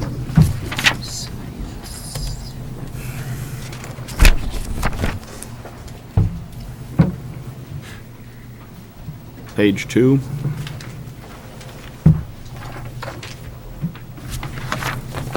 When we have the reductions in the salaries, is that because we've now moved people to a different building? Or we've lost people? Or Yeah, people- hired people that have less? There were some people that weren't allocated to the right building or the right department within my building, so. Okay, I'm looking at page 2, and I'm looking like 1,000, going through those lines. In some situations too, Evelyn, where we know we have a retirement for next year, we know that exact salary, and then in budgeting a master's step 2, we put in that exact number, so you'll see that change. How many Right. people did you say were anticipating retiring system-wide? 10? 10? 10, that's it? Yeah, because if you notice, it looks like 986 and 1,005 and 6.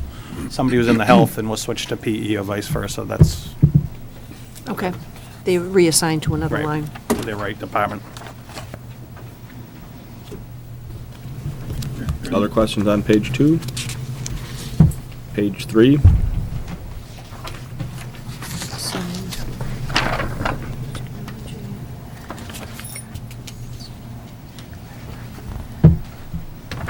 Page 4. We're into textbooks right now. It's just some real allocations again. Page 5. Where we're saving money on the copier. Yes. Because it moved it to the high school. Right. That's basically what it is. Page 6.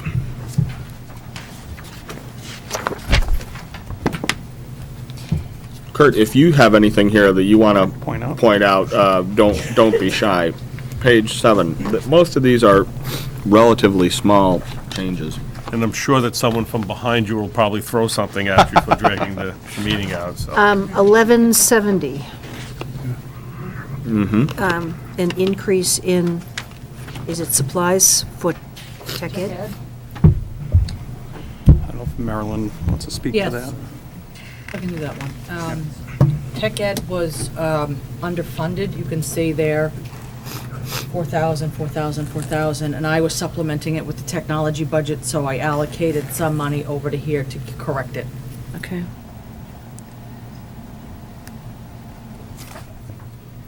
Other questions on page 7?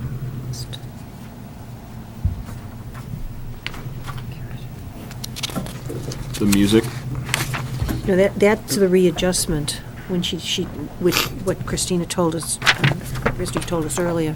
Computer equipment? Page 8. No, computer equipment on that one. Oh, wait, on page 7? Yeah, I think it's 1205. Yep, that's it. Okay. That's page 8, yeah. You can see there again, woefully underfunded, and the elementary buildings had, at the time where the allocations of money were made in the elementary schools, it was reflective of a year when the elementary schools got their switches. This is before I came. That line was never corrected, and Parker and McCarthy weren't getting switches, but they never changed the amount. So I just removed some money from the elementary and put it into here. It's basically to do with the computer labs and the step down. So when we step them down in service, but this year coming up, they should be receiving new labs, Parker and McCarthy, and that's what that's reflective of. You'll see it when we get to elementary school, When it did, all works when did out. those labs go in? 2007? 2007? When did we put the two new, when did we turn on the When did we finish the project? yeah, 2007? 6, I think. 6? It was earlier than that, yeah. So basically 9 years old? 6. No. We've replaced them. Since then? Oh, yeah. Oh, okay. Oh, yeah. Okay. I'm just saying, the amounts were never adjusted to Oh, reflect okay. it, that's all. Now, the water pipe that burst at Parker, how much damage was done to computers in? We that lost 10 altogether, and quite a number of monitors. I'm working with one of our vendors to see if they can swing us some donations. Insurance doesn't cover that? Yes, it will, but I mean, in the short term. Oh, I see. We still need to have monitors. All right, other questions, page 9. 9, supplies for the nurse. It's down a No, little there's your bit, but a insurance. lot of times, no, I'm still got supplies. I know where the insurance is. Did we put all the insurance on one line? What line are you talking about, Evelyn? 1227, 1228. The supplies went down.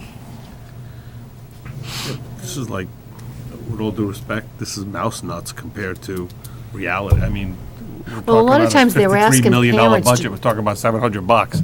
But a lot of times they ask parents to bring things in. With the PTOs, I'm just asking why it would do. Frederick, call.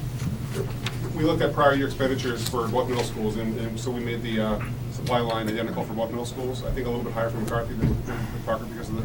Number of and students. Also the same thing for the elementary schools as well.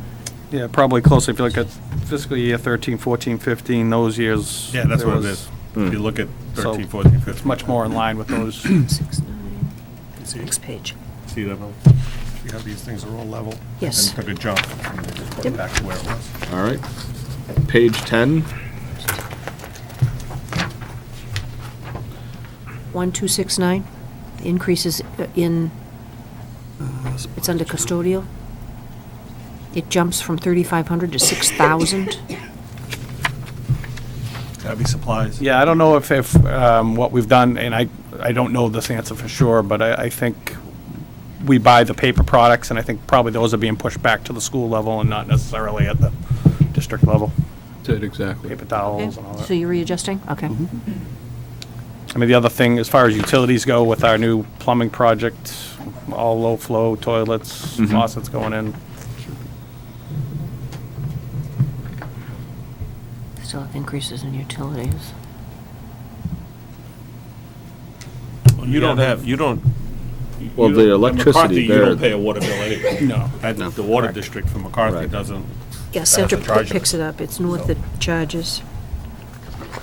And the other new line item, 1291, that is basically for, we've never really had this line item before, and that would allow us to buy a couple classrooms worth of furniture on an ongoing basis. It's really been an area that we still have some need to turn over some furniture. It's about We've included that line at each of the schools. Okay. Because there is a need for them to replace some of the furniture. It's so old, it just needs to be replaced, and they didn't have an account for that in the past. Right. was So we about- want to have a placeholder there and hopefully grow that. It was about 6 years ago, capital-wise, I think each of the middle schools were given close to 50,000, it was like 48. I think we stretched it to get 13 rooms of student furniture, really no teacher furniture. The teacher furniture is in pretty poor shape throughout the building. So I'd like to try to begin to chip away at that. Other questions on McCarthy? Okay.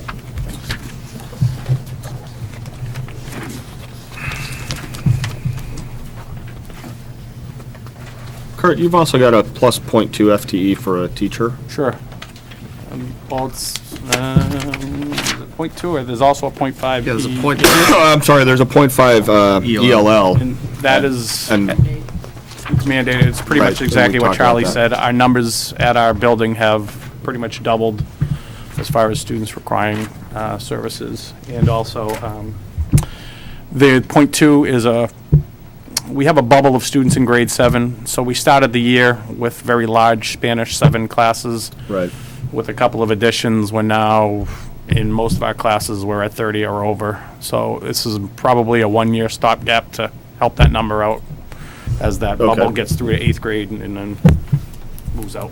I did have one question about staffing. I was looking at comparison between individuals that were all grouped together, and there was one group that stands out, which is a different, looks like a lower grade, pretty close to the same step as others, but the salary is significantly more than their comparison. So if you look at line, under the salaries by school in McCarthy, if you look at lines, and I don't want to say names, lines 403 and 405, is that just me? Am I missing something? Yeah, that was, somebody was misplaced, that, No, but 405 if those positions are all the same, They're not the same, if I may interject. When you look at the person at 405, in our new contract for our support staff, that position is at a clerk level versus the other one more at aide level. well, the reason why I'm asking is that those two positions are a lower grade, same step as some of the others, but the salary is significantly different. That's the only Yeah. thing. It just looks Well, strange. I think when you say it's a lower grade, it's actually probably a higher grade, It is a higher grade. 405. just the way you look. Right. And then one has 5, and this one has 2. I'll double check those. And the hours of those people probably aren't exactly the same. Well, then The hours a day. that could be the answer. Yes, there you go. It could be that the person's working yeah, Hours a day. full-time versus full-time part-time. versus part-time. That could be Yeah. the answer. It just looks strange. That's you're all. It exactly just right. That's- didn't make sense to me. Something wasn't coming out.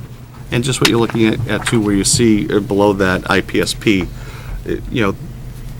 those are now paraprofessionals, and so there have been some changes within that Well, contract. If you look at if you go down to that section right below it, Right. all those salaries are all comparative. I mean, they're all very, very close. They're all very close to each other.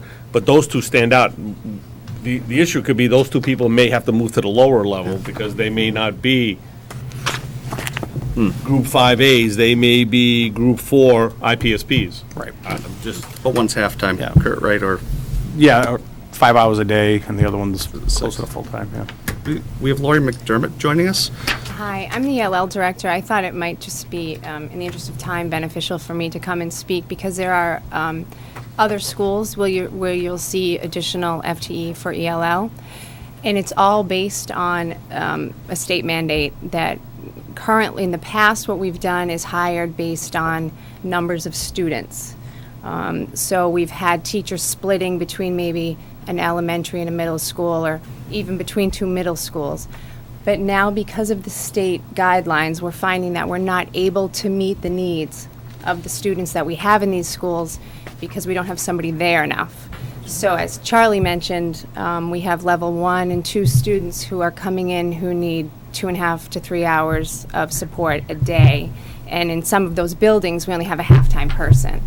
It's actually a half-time pretty much right there.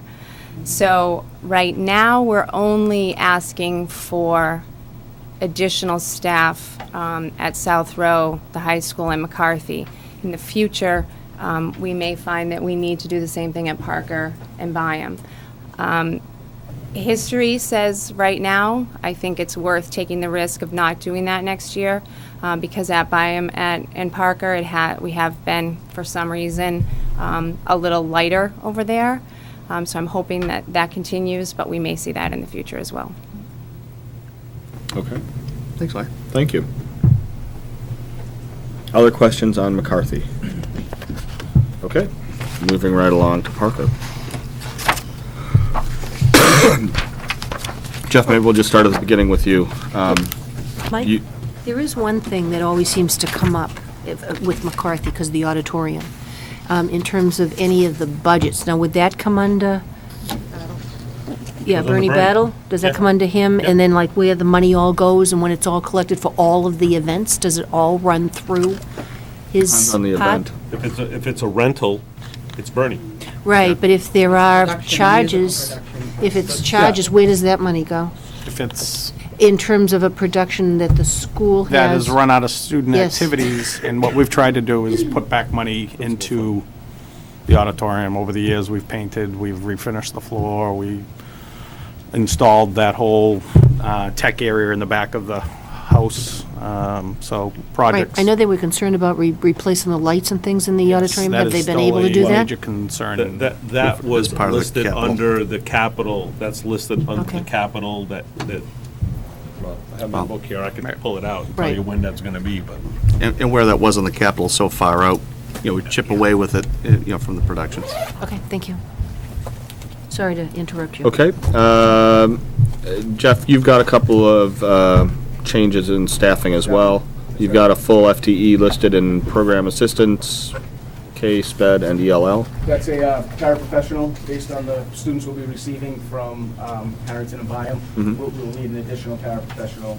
And also the a .2 addition, we currently have 1.5 in our nurse office. And increasing our .5 nurse, the LPN, to a .7 would be extremely helpful. Okay. Okay. Say in terms of the student needs coming up. That's right, absolutely. Okay, after the blue page, page 1. Questions?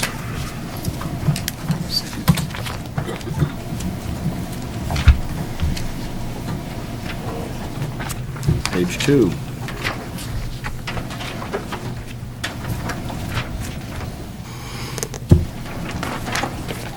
Page 3. We note that on line 1419, the longevity is gone. Mm-hmm. Evelyn, to answer your question, not to change the subject, but on my records, it's just showing out there. So that's the reference. Page 4.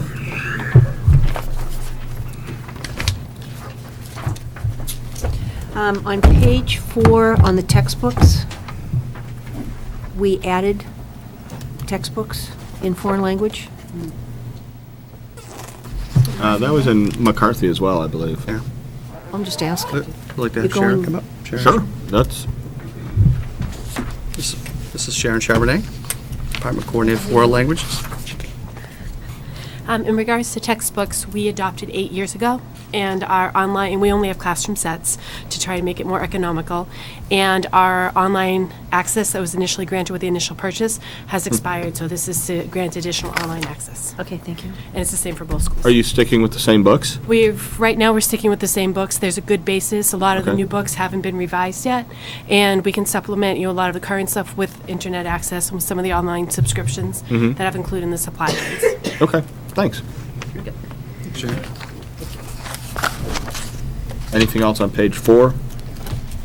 Page 5? Again, on textbooks, in terms of the science, going Mhm. down, did we buy them? Did we decide we weren't going to do something, or were we just adjusting?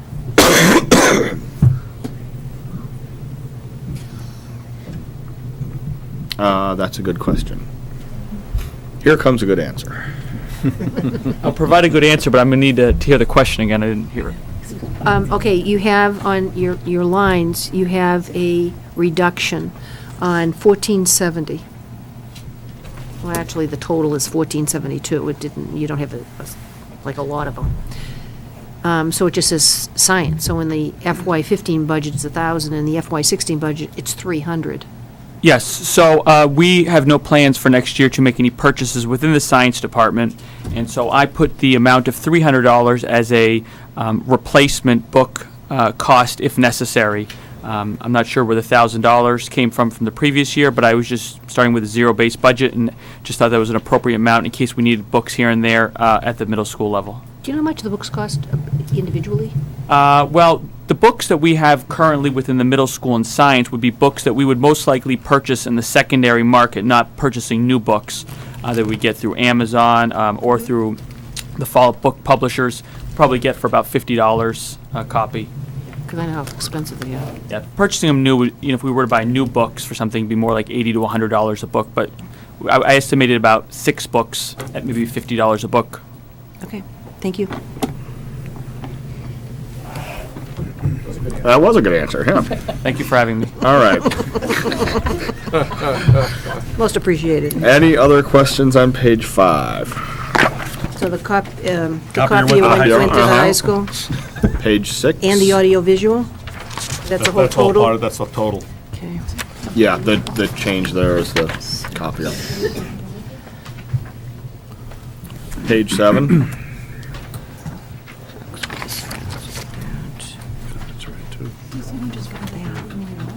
The tech ed there, is it the same, it's the same program? It is. Yeah, probably the way. Okay. And the computer equipment, you've got replacements. Do we get to that? That's the next page. Yeah, 8. Yeah, page 8. PSP security.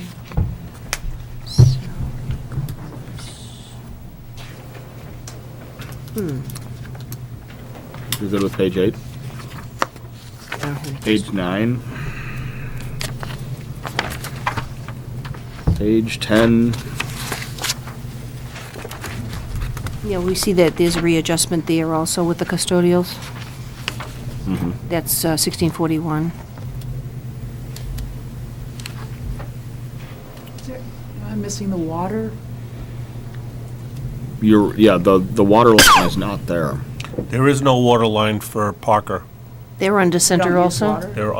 They're under center. Oh. Center picks up the cost for the Correct. schools. They North pick up Chelmsford the- Water does not. Yeah, North Chelmsford Okay. charges the high school, but the other 2 schools fall under the center district, and they don't charge us for water. Oh. Thank you very much. Thank We you. No, that's appreciate true. that. We do appreciate that. That helps.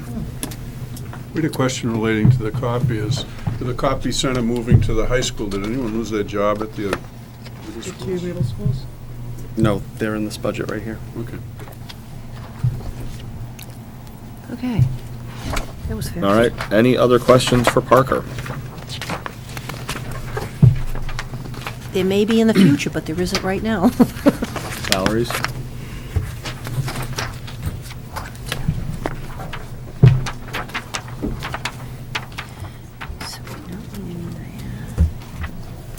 Okay, all right. Thank you both, gentlemen.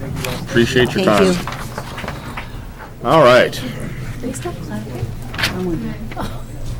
Buy 'em, Sure. Byam and others, yes.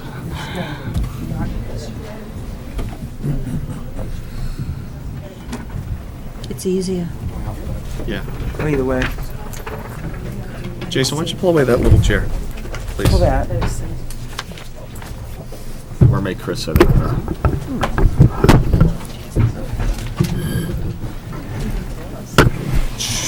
Oh, we're gonna slide over. Here we go. This mic will pick you up. Please do not move mics. Okay. It's a little low here. All right, we will start with Byam. And let's begin with the staffing review. You're actually losing a few positions, it appears. Yeah, I'll talk a little bit more specifically about that. One, just the reduction with K-4 teachers is kind of a bubble that's followed through, where we've had 5 classrooms with a particular grade level that will be moving on to the middle school. With the kind of program assistance, or our para line, is a bit of a shift in the model. What we currently running, the 2 district-wide autism spectrum disorder programs, are extremely high staff to student ratio. And the model kind of transitions back up from CHIPS, and we take into account the students and how that works. What we're proposing is to add another professional staff member, a board-certified behavior and analyst to that program. We currently have a consultant that comes in and does that and is shared throughout the district. And we really see a need. Was proposed last year in the budget would be a need. But I think what that would allow us to do is cut back a bit on the level of paraprofessional support. Yep. Okay. Okay. Any other questions on staffing? If I add it up, isn't it -5? You've got 5 leaving, but you're +1. Oh, okay. Right, it would be in the a minus. special education line 10. You see that, Evelyn? Yeah.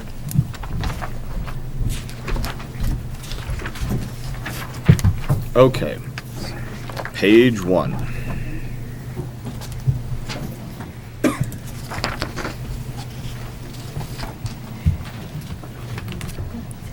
Did you set the supplies, line 1696 supplies for the school?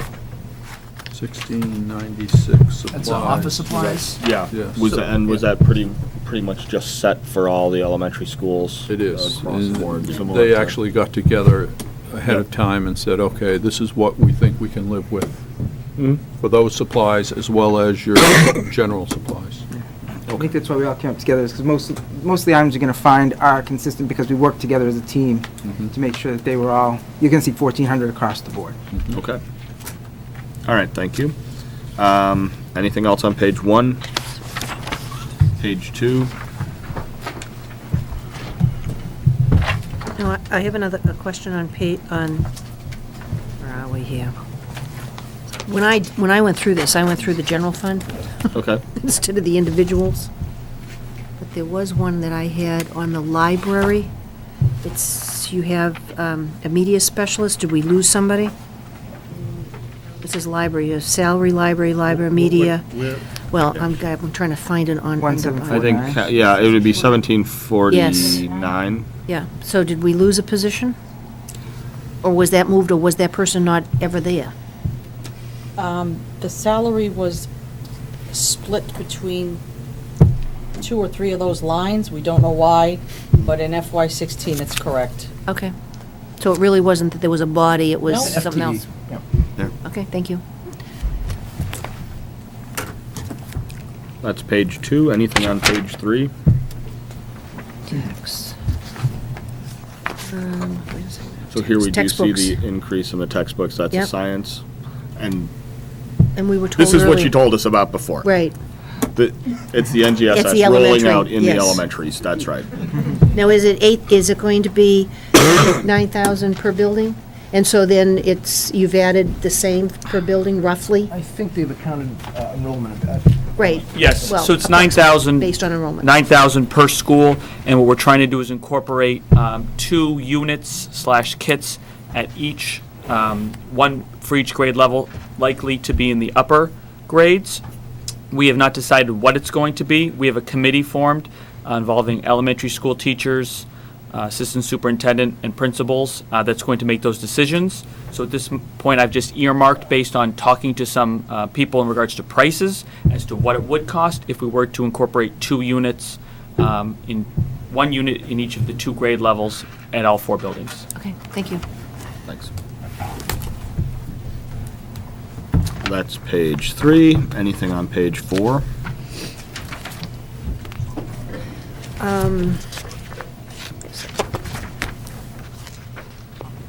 Kindergarten supplies.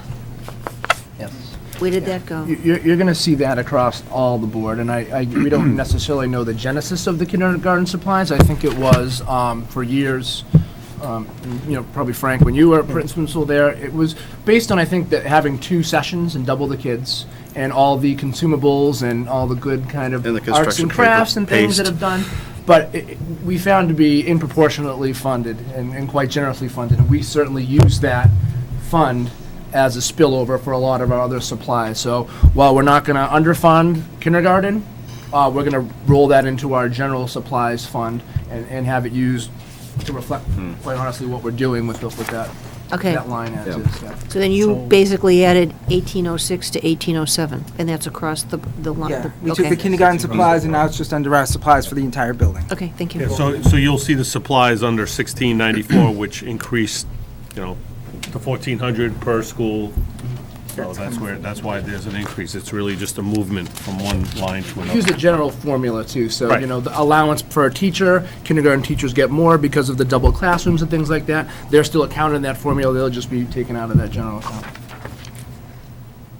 Okay, page 4. Page 5. So it's cost $5,000 to move all those copies to the high school. Page 6.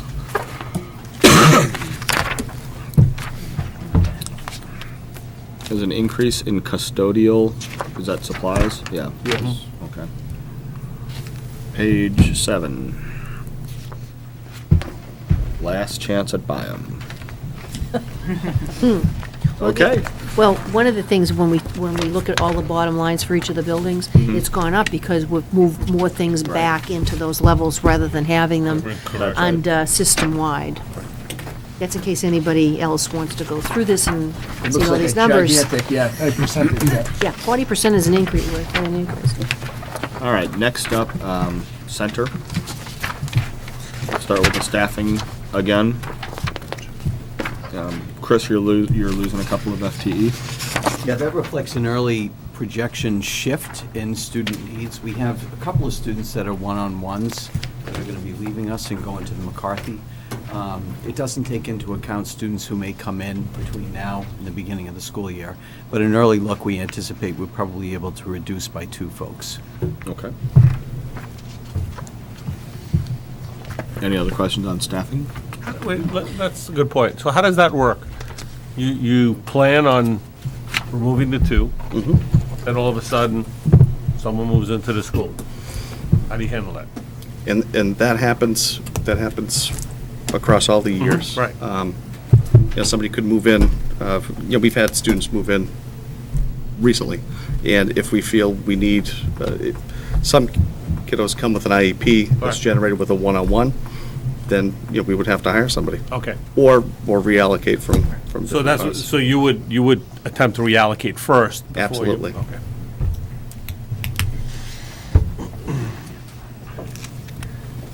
Any questions on page 1 for center? Page 2.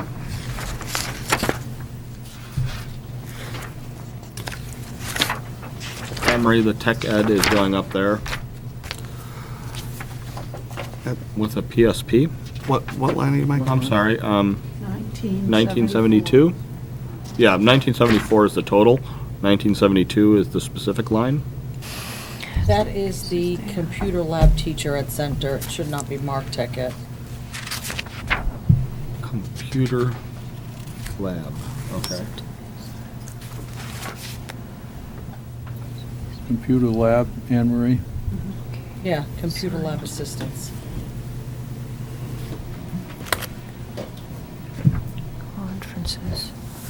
And they end up getting moved to, where would they end up getting moved to?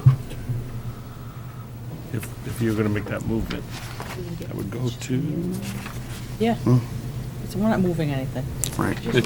Just renaming that line. just okay, I'm sorry. That's what it's called.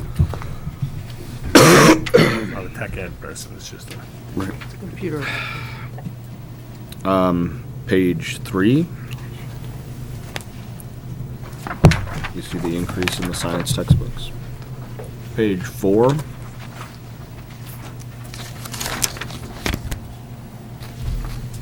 Page 5. Well, on page 4, they have a reduction in the copiers. Is everything at the high school, or is it just the middle schools that went to the high Bulk school? copying's moved to the high school. All of them? All the bulk copying. All the bulk ones. That's why I said it probably cost you $1,000 moving all the copiers over there. Right, and then if you have to go get stuff, are we paying for the transportation for the people to go pick up what it is? Is that, if somebody has to go up there, are they tracking Yeah. the mileage? No, it's delivered by courier. Okay, thank you. And the courier that they have, that goes around there. We have a courier. Page 5. Is that someplace in this budget? Where would the courier be in this budget? In the town, on the town side. It's on the town side. Yes. Okay. So it's not in this budget. Somebody else's. That's how you externalize a cost. All right, page 5.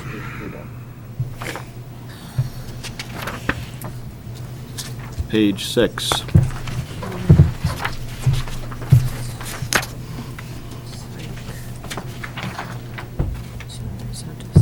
What are the significant reductions in psychological services? Right, that's what I was just looking at. It's at the bottom of page Where? 5, 2089. Bottom of the 5 page. Oh. 2089, yeah.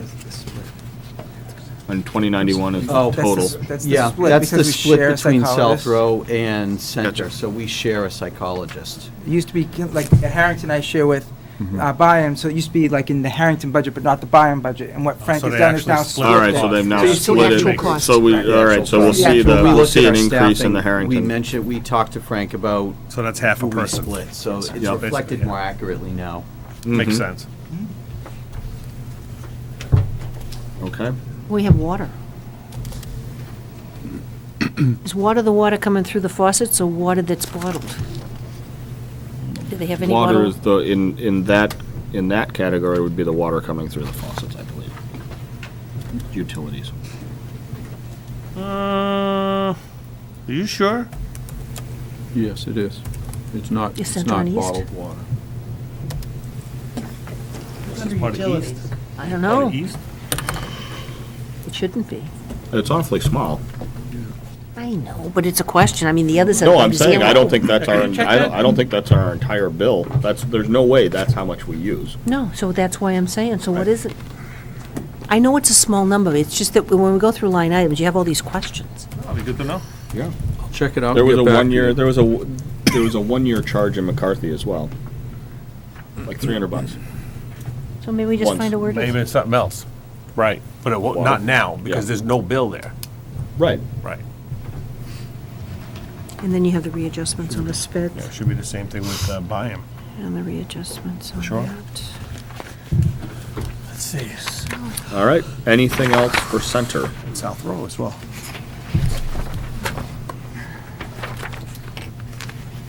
Staffing? One of the things that I liked also was the fact that we have we have the people, we have their job description, we have an account number, which we could match if we really want to memorize all these things. But it's great that at the end of each of the schools, you know, the steps, the salaries, the grade, you know, going into things. And then at the end, what everybody is being shared, 50% of the time, so that you get a clearer picture of your personnel and where they're located. Okay, Harrington next. Let's start once again with the staffing changes. We have a couple new teachers. Yeah, we're looking to add 2 new teachers, K through 4. One would be in our first grade program to add to a first grade. Right now, we have three kindergarten teachers, so 2.5 kindergarten teachers because of our enrollment. We have 97 kindergarten kids as of today. So adding over the summer, we actually get kids for first grade enrolling. So to only have 4, we'd be up to almost 30 kids in a first grade classroom for next year if we don't get that 5th teacher. So that's an emergency need type of thing. So I just don't see how we can do without a first grade teacher adding to Harrington. In addition, 4th grade, we were averaging 27 kids in our 4th grades this year.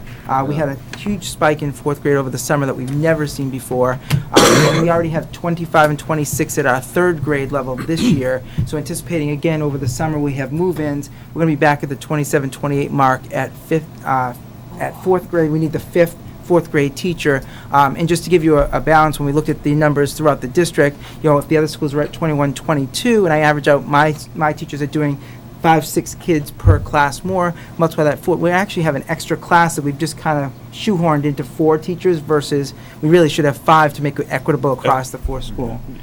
Each building has its, I'll use the word capacity. At what point we, this committee, has to make a decision on what we need to do from a movement standpoint from school to school? I think that's something. Because Harrington's getting very close, has to be close. Harrington is seeing an increase, and we're seeing a lot of unknowns. Over the summer, I'll have registered between 35, almost to 40 kids from kindergarten all the way up. It's constant during the summer just because of whatever factor is there. But we've seen a big increase over the years. We used to have 5 of a couple of schools, and over the years our enrollment went down. We were able to take some away. Now we're seeing a huge spike. Now, just to give you an idea, our kindergarten numbers so far that we registered are right in line with what we usually have, and it's right in line with the other 3 schools. So maybe this year was such a spike in kindergarten, but what we're seeing is more and more kids moving in at the 2nd, 3rd, and 4th grade level than ever before in the 5 years that I've been there.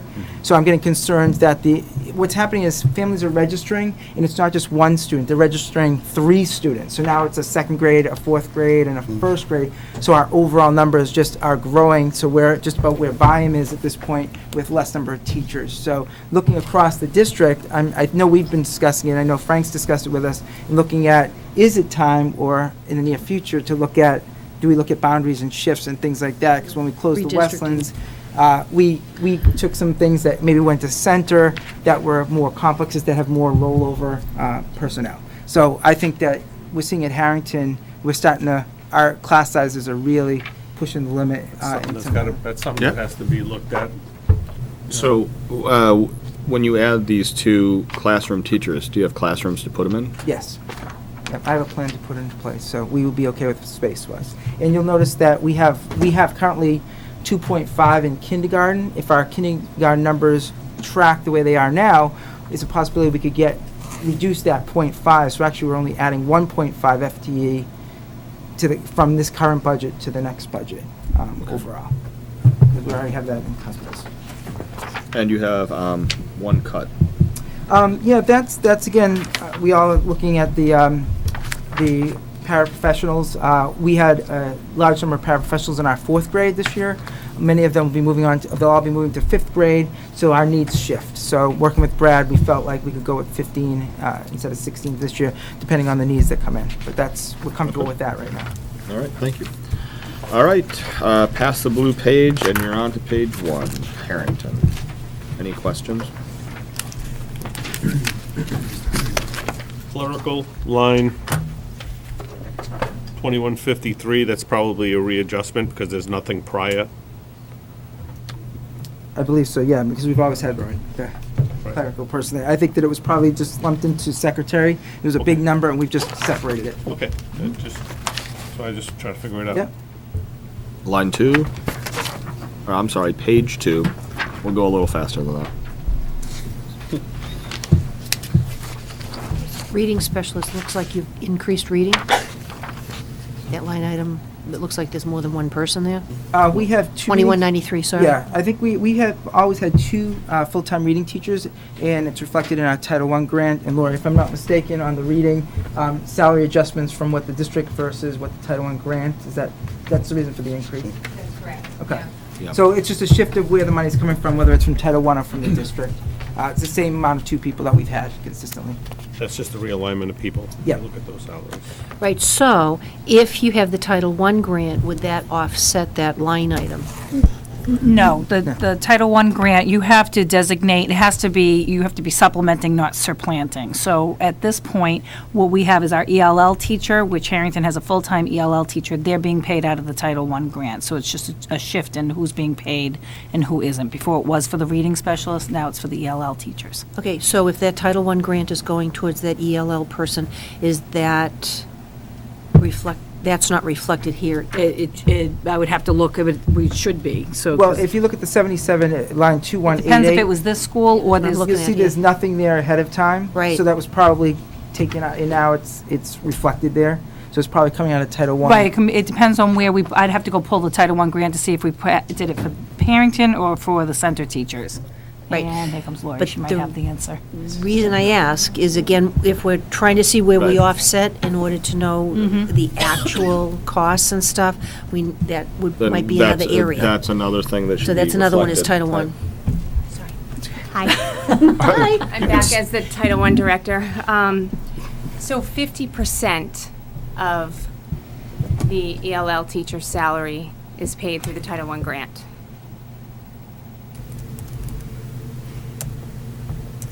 Okay. But that number is the full salary. It's not reflected. It's what Evelyn's asking is, so out of 77,000, half of that's paid out of Title I, half of that's paid out of the district, but it's not reflected in that budget. It's in right? there, but you don't see where the reduction is. The reduction is somewhere else in the back, coming out. Right, but it's nice if we know where the reduction is, but Right, that's that's the not your question. issue, that's what we're Right, trying to do. that's not me. This one.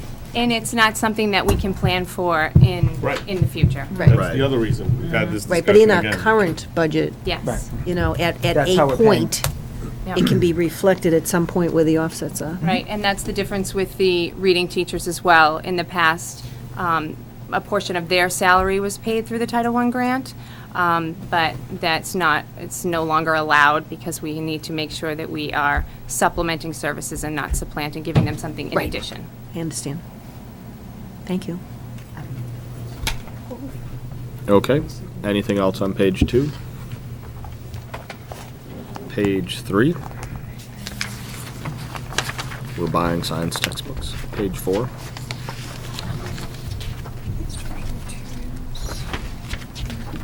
Page 5.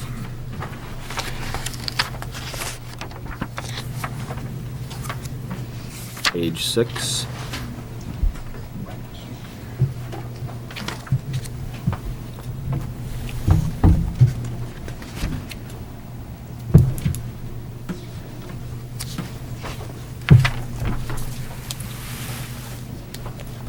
Nothing on page 6. Water's up a little bit. We use more Yeah. water at Harrington. More kids. I don't know, more kids, more water. It's the soap and water video that we did. and Yo, by the way, soap and water video, the wash soap those and water. hands. That's Use absolutely that water correct. over at Harrington. Harrington having- is part of the North They're District. part of North. They're and part of the yeah. North Part of the District. North District, They so are. you're paying That's for us. water. Yep. So Petersfield, you get just by being in the right location. It's location, location, Location, location. location. Wash your hands too, so. hey. You get free water, man. I'll tell you. I gotta get on that deal. Okay. Anything else for Harrington? All right. Last but not least, South Row. Hi. Hello. So Go ahead. Lori already spoke about the adjustment in ELL teacher, so it's an Mhm. additional 0.5. We've actually had an increase both in students and in the amount of services that they need. So we're at our highest numbers. We have about 23 ELL students, 2 are newcomers to the country. So it's a lot of services that we're in need of, and we don't see that changing. It's students that will be at South Row next year. In addition, we've asked for, it says 0.2 within special education, that's for speech and language. We've had an increase in the number of students in need of those services, and we currently, as of last year, we were the only school with just a 1.0 speech. This year, we added 0.2, and we're still, again, our increase is at the lower levels. Those kids will still need those services, so we're looking at 1.4 for a total. Can I ask a question? Maybe someone can help me with this. The new complex that's going in on 110. Which one? The one near your house. There are two. I know. Oh, okay. So just pick either one or both. Yeah. Are they both in Byam? Does anyone know? I believe. They were probably They might be. Well, we One know where is- they're not.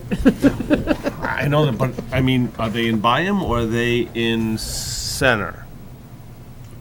Or could they be in Center? No, else, they're too far down. Yeah, that's I good. think they're by 'em. Yeah, they're too Yeah, far too down far to be down? in center. Yeah, okay. Because when they did Kensington, you either split or you said, all That's right, why- that's far enough down to the light that they can go to the center, right? Did they go? I don't know. I think they Maybe went to that was a Byam. while ago? Yeah, that It depends was- on how the enrollment. All right, so Depends on where I'm the only numbers asking go. that because of Yep, just. Something else that might Make sure they're change. not going to Harrington. Because you know there's going to And they're be not kids going to South moving Row. in, and they're definitely not going to South Row. We may see sufficient changes over the next couple of years that we need to do something about where the lines go. That's, It sometimes takes a year or so for the impact, because at Kensington, Right. there was Mhm. almost nothing, and now there's a whole, they Yeah. all gathered together in the oh yeah, morning. you should see with the bus in the morning. Yeah. Yeah. Right. Well, and it depends on what the mix of rooms is. If you've got 2 and 3 bedrooms versus studios, you get different family True. situations. I only asked the question, not to get off subject, because I just want to know where it was going to impact the most.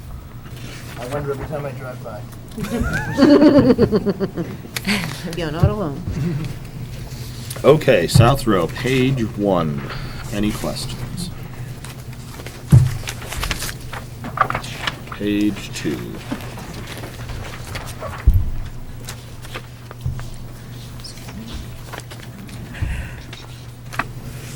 Library and media, 2449, I'm sorry, 2448. It's that same situation, that salaries were split up between multiple lines. okay. Now it's in So FY you- 16, it's correct. It's the same. Okay, so you took it out and put it somewhere else. A lot of similar lines. Anything on page 3? Page 4? Supplies and math, 2532. 2532. Oh, you're on page 5. Sorry. Nobody said You jump anything. ahead? The gun, just jumping the gun. Page 5. Moving it along, moving right along. So on five, Supplies, gotta be yeah. textbooks? No, textbooks is a different line. I'm sorry, which one? 2532 is mathematics. 532 math. 532. You're on again. Reduction of 11. Yes, so in regards to that, and it's the same for all the schools, is that we were able to purchase the math expressions consumable books for 3 years if we were able to purchase at a discount. So we have enough books to last us all of next year and about half the number of books for the following school year. So therefore, the amount that we spend in our books, which is about 10 to 11,000 for each school, has been eliminated, and the about 2,500 for each school is in there for consumable supplies for the teachers. Okay. And that's consistent in all 4 Okay. schools.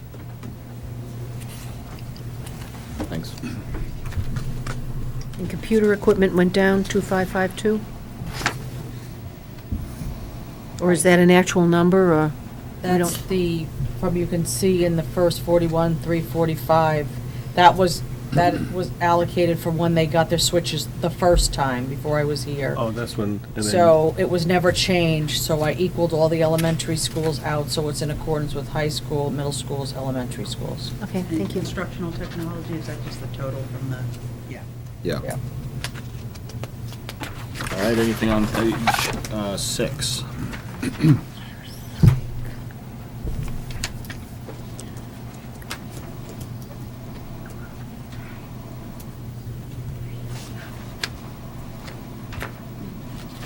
Increase in the fuel? Yeah. That's fuel for what? Heating? Sorry, I assume it's heating. I didn't do that 2583. line item. Yes, it is. Mhm. A different piece of equipment? That isn't a different piece of equipment where you're running on fuel now, and in the past you ran on something else? I don't know what you did in the I past. think we had steam but at it's South Row fuel. previously. Yeah. Yeah, it was steam. Yeah. Well, actually, the number for 16 looks a lot like the numbers for 13 and 14. Mhm. If you'd like to go back It into just the hasn't 70s, changed. 80s, was run on fuel oil. I wonder if it was just a more accurate number too. Yeah. Maybe we were pulling somewhere. Well, that looks like that's the reason. It looks like back in 13 and 14, it was what it is Mhm. 16. And so the budget was dropped. Yep. 22.5 for this year is way, Anticipated Right, way it was savings. just too low. That may have been the automatic cut. Mhm. All right, any other questions on 6 or 7? That's Any exactly other? what it was, Mike. That's exactly what it was. Yeah. Because it was titled Utilities slash Fuel. As Right. soon as they saw the word utilities, they dropped the. Any other questions for South Row? For the elementary schools? All right. Thank you. Thank you all very much for coming out tonight. Thank you. Can we finish the rest at a more reasonable time? Well, you want to do chips, since Karen is here? Well, It's part of community. what do you think? Should we just press on through? Come on. I mean, we're into the departments now. You think? I think you should leave it. Yeah. Let's come back. It's 10:15. Yeah, come on. Yeah. Okay. Thank you. Well, you hate to make people come out twice, but Yeah. I hear what you're saying. All right. So we'll take a break here.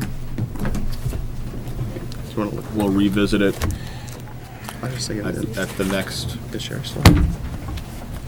meeting. I mean, Sharon's still here. Yeah, I was just looking at sheriff. do you want to do, okay, you want to try to get Chips and Yes. Oh, well, for community, yeah, and community ed?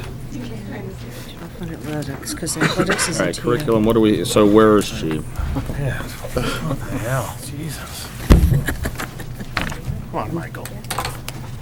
Just do chips. It's These are budgets, 10:15. but these are Come on. budgets that we've never seen. I mean, it's. I understand it. Well, that's my whole point. Now we're going to rush through it just to rush through it. Well, And no, that's- the original that one doesn't- was We're bad. gonna rush through anything. But it's 10:15, guys. But, I mean, come on. 19 is community ed? Yes. Okay. Let's do 19.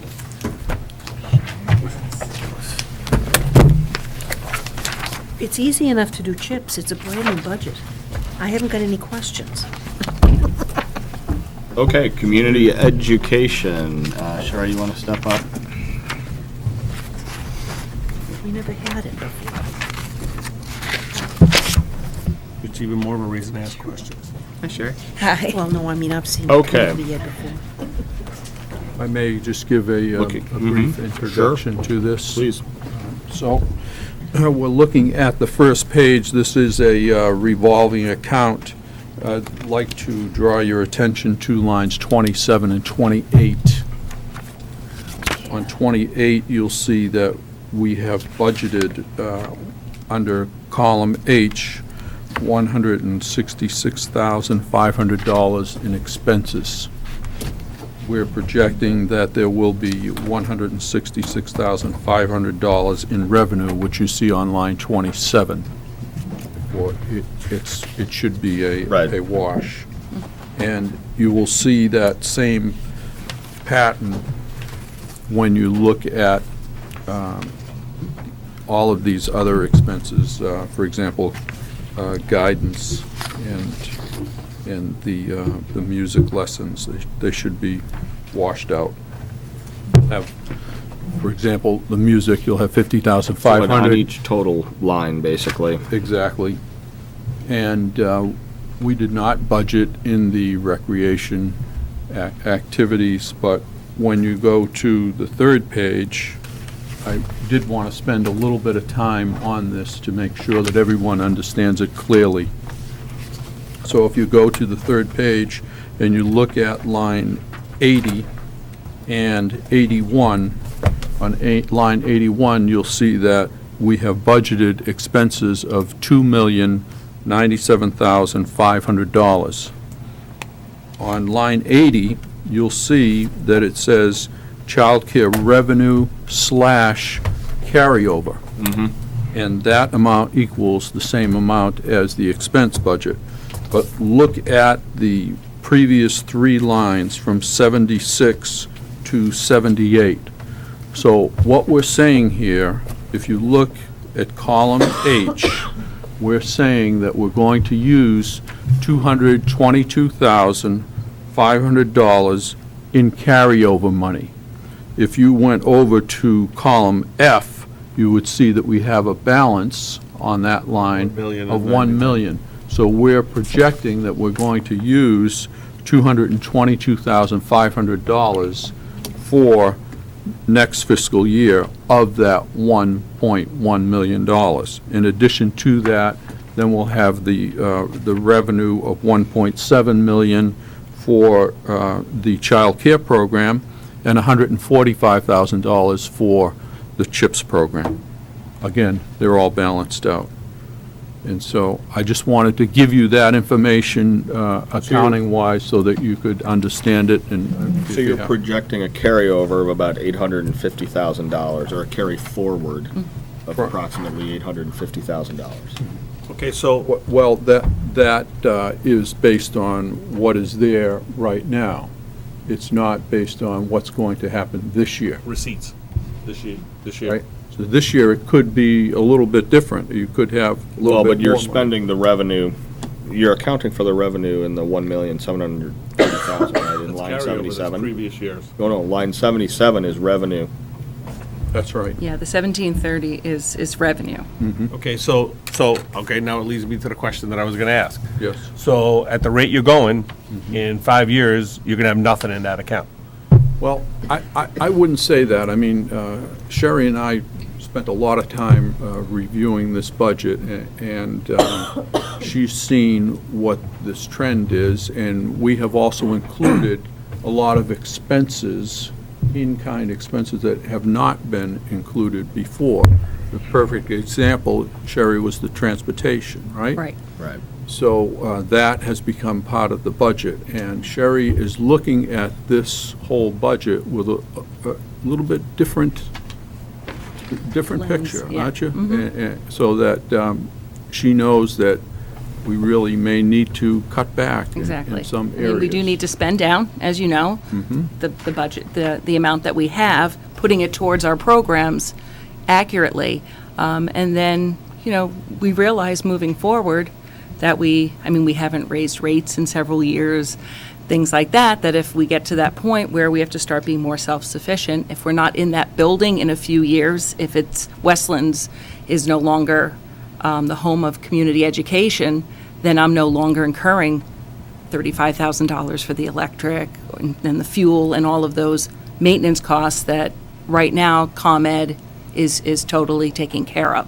So there are some of those expenses that will go away at that point. And Well, they'll go away for community ed. I think I follow Nick's concern that if we're using some of this money to lay off other costs, we need to be very conscious of that. We need to be very explicit about it, because when we stop being able to lay those costs off, we're going to have to account for them in a standalone budget. One of the lucky things that we did, and it was a conscious decision, that we continue ed took over that building so it could function and we can keep it, and it would be, it wouldn't be quote unquote mothballed. And that would be like the worst thing that could happen. You know what happens when there's a building that's mothballed? It just falls into disarray. So, the worst thing that would happen is, something in that situation, so. Did you have Just something to think about. Well, something to add. So if you have the 222,500, is that what your budget actually is in terms of your salaries and your expenditures, if you're carrying that over? no, that's just if, when we look at everything overall, the way we budget everything out, we're going to need to draw about $222,000 off across the board to take care of our salaries, our expenses. We've been trying to put money back into the school for, we bought iPads this year. We did a lot of things to get to the program, and then we're trying to, enhance the programs as we're It could be paying that one-time down. expenses, but- Exactly. Okay.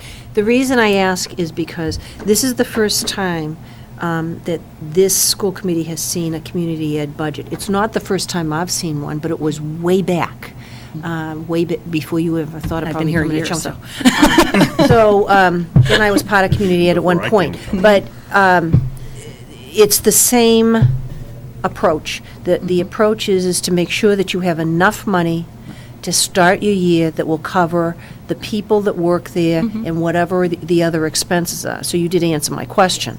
But I'm saying, is that enough money to do that in terms, but you also have history in that building, so you would know. I mean, is there anything in addition? Because there is revenue that's there, plus you have a history of revenue, so you know how much money can be charged back to Right. other things. Right. I mean, we're definitely keeping an eye on it. We know that we might have to cut back in expenses, go up in some of our, potentially in our rates moving forward, which has not been done in at least 2 years, I believe 3.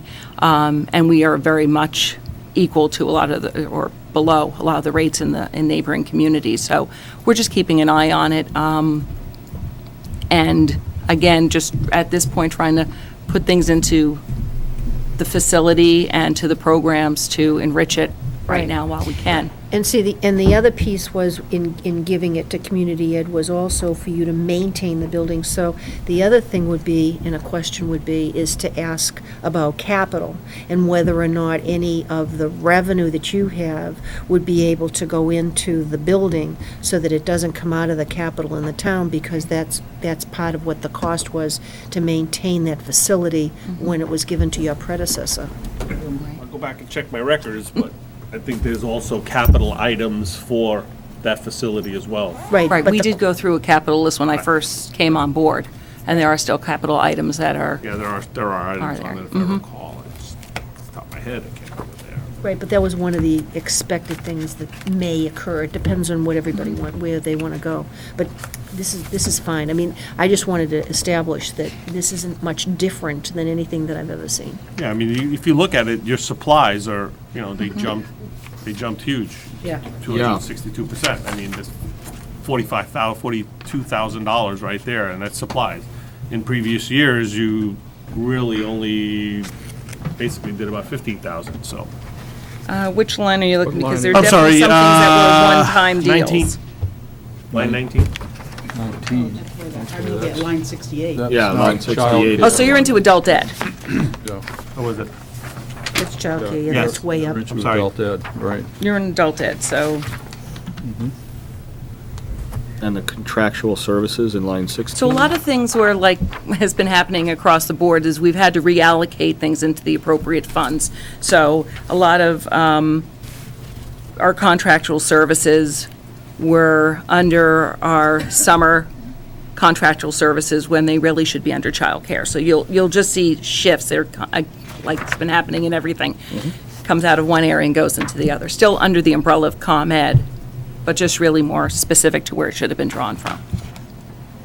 Yeah, I mean, just to let you know, Evelyn, that, for the Westlands, there's multiple projects on Okay. there. Plumbing's one of them, doors and hardware are one of them, the gymnasium upgrade is in that list as well, so You there's do. a bunch of them in there. So it isn't that, it's all being picked up by continuing ed. Do you anticipate any new programs that you're going to implement? Have you seen anything Not out at there? this point, I think truthfully.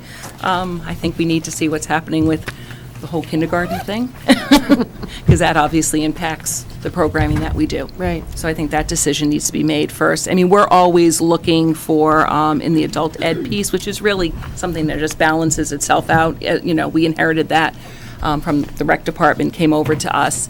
And it's, we're always trying out new courses, and they'll only run if we have enough Right, I understand. enrollment. I was part of that program. Yeah, to support it, so we're always looking from that, and in our summer, we are always bringing on new offerings for the children, not the Summer Fest, but we also have our summer programs, like a Wicked Cool for Kids for science for a week or something along that line. So we're always doing that, but it's, what's feasible to use in the space that we have. All right, any other questions? Community ed. 68, but Yeah, it's just such a big increase. 68. Childcare, other expenses, and fees. Okay, so big thing that was happening was we spent about $50,000, just short of $50,000 a year in credit card fees. That was all going into an adult ed account or taken out of an adult ed account. When we went back and we analyzed really who's paying for things in adult with credit cards, it's about 5% from adult ed and 95% in childcare. So that's a big amount of money right there. And that's also why oftentimes you heard adult ed wasn't really supporting itself. It's because it was getting hit for things That it shouldn't have. that it shouldn't have been getting hit for. We also have the bus part was put into that, which is a big thing, was the midday kindergarten bus. So that's now part of the fees and other expenses. And in addition, our brochure is also an expensive item. And again, that was all going through adult ed. We send out the brochures three times a year. And really, when we do the breakdown, there's maybe a third that's adult ed, there's another 40% that is childcare, and then there's, some of the town things that we put in for them. So we split that and added that as an expense through childcare that was all under adult ed before. Trying to be fair. Well, you want your expenses where they're supposed to be. Exactly. Exactly. Because that gives a clear picture of how your programs are run. Mm-hmm. And, and the busing is a big piece of it. That was not there previously. And I figured you would ask with the supplies. There were a lot of supplies actually went down because we did do some one-time items that, like the Univents, we did do some of that building maintenance. I upgraded the recreation room. As a long-term goal for the building of having some air conditioning in there because it's used throughout the summer for the programs and it's a common space. We purchased iPads for the building that Community Ed uses for their early childhood programs. We share them with the CHIPS kids and we'll use them during our vacation weeks that we house over at the Comment building. We have wireless in that building? Yeah. Okay, thank you. Sure. Anything else? Okay. I know it's late, but I would like to do chips tonight. Thanks, Sherry. Thank you, Sherry. Carol, will you come up? This is good. It'll be fast.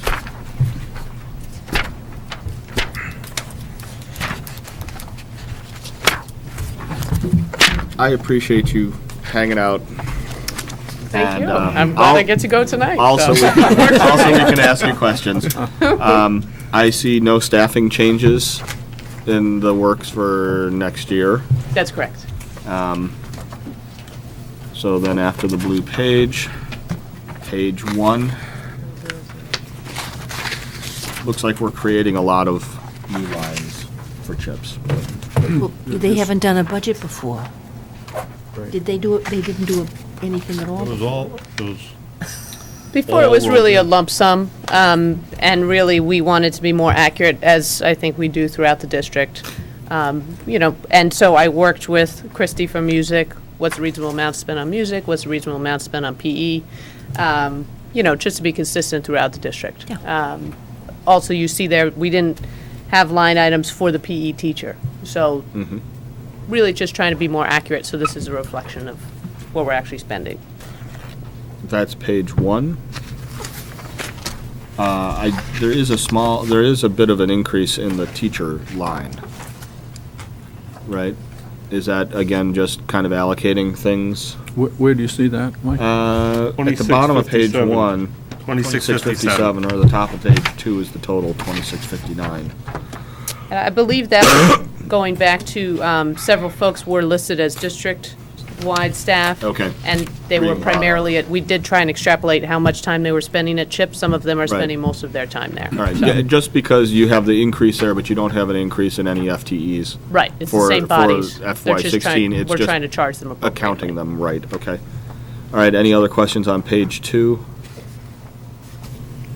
Page 3.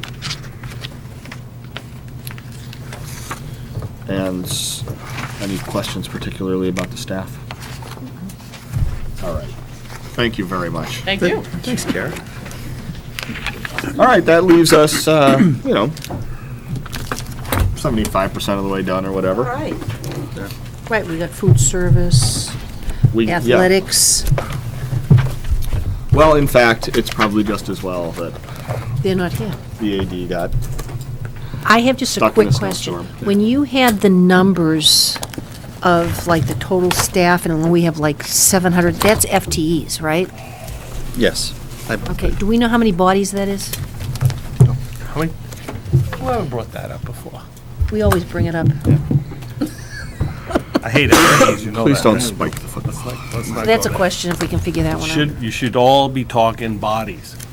Nobody talks FTEs. You should be talking Everybody bodies. talks FTEs, you got them on the DESE, so that's what we're Yeah, covering. Just because the I guess we should look at that. Just because the DESC wants to report Number it of that way. bodies. Report bodies. We've provided that in, You can't get in reports .6. past. Right, just to number stick it in paychecks. here. We'll just Yeah. stick the numbers in here. Right. So we should be able to pull that out by Easy. It should by be school, someplace. basically, right? Lisa, yeah. Understand what I'm saying, Frank? The FTEs are used so that you can allocate the expenses to each individual Correct. school. Because some people Split aren't there out. full-time. But, yeah, but, when you talk about bodies, there's no such thing as .6. Yeah, it's nice to know how many bodies are there per One. building. All right. And this whole, We do not have any field trips or policy tonight. Liaison reports, we can do this quite briefly, I think. The Finance is still planning to meet sometime in March. The No. maintenance meeting that was... no, February 17th. Oh, 17. Yes, February and 17th. and it's been posted. Okay. It is? Well, you guys picked the date. Okay, the maintenance meeting that was scheduled for the 28th got canceled by the snowstorm. That's TBD at this point. Make it the 24th. And policy, there is stuff in the queue, you guys are ready to go. and We're ready to go. I think We we just need a we meeting need where to it's do at it before 10:30. we move forward with hiring a business manager, because there are Okay, changes okay. in their role, so. Are there other significant liaison reports? Okay. No, there was just the Heritage Fair that was this evening at Harrington, and it was very well done, and it was a whole lot of fun to be there. I think Jill Brennan took a lot of pictures, so maybe we can contact her and we can get them to Anne Marie to put them up online. Anything else? We're going to change the subcommittee meeting from the 17th to probably the 24th. For the finances, because it's during 'cause it's- February it's vacation. February Yeah. vacation week. So I'll have Debbie do that. Okay. Action items.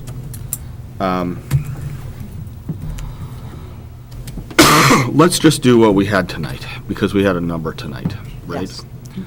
Um, Number one, Mrs. Pellegrino. Let me see here. Yes.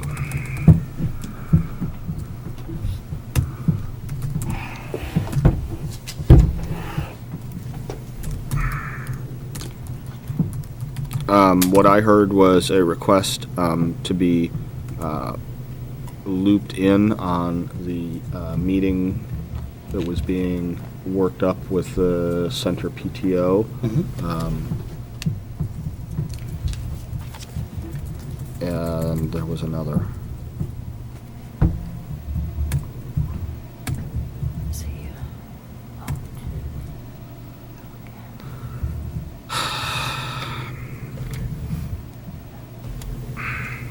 Would you like me to review the bullet points again? No, I think I have them here.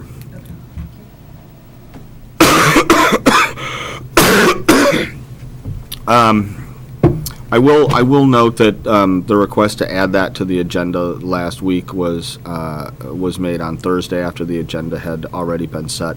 I don't mind putting something on the agenda, but I would prefer to do it after you've already spoken with the center folks.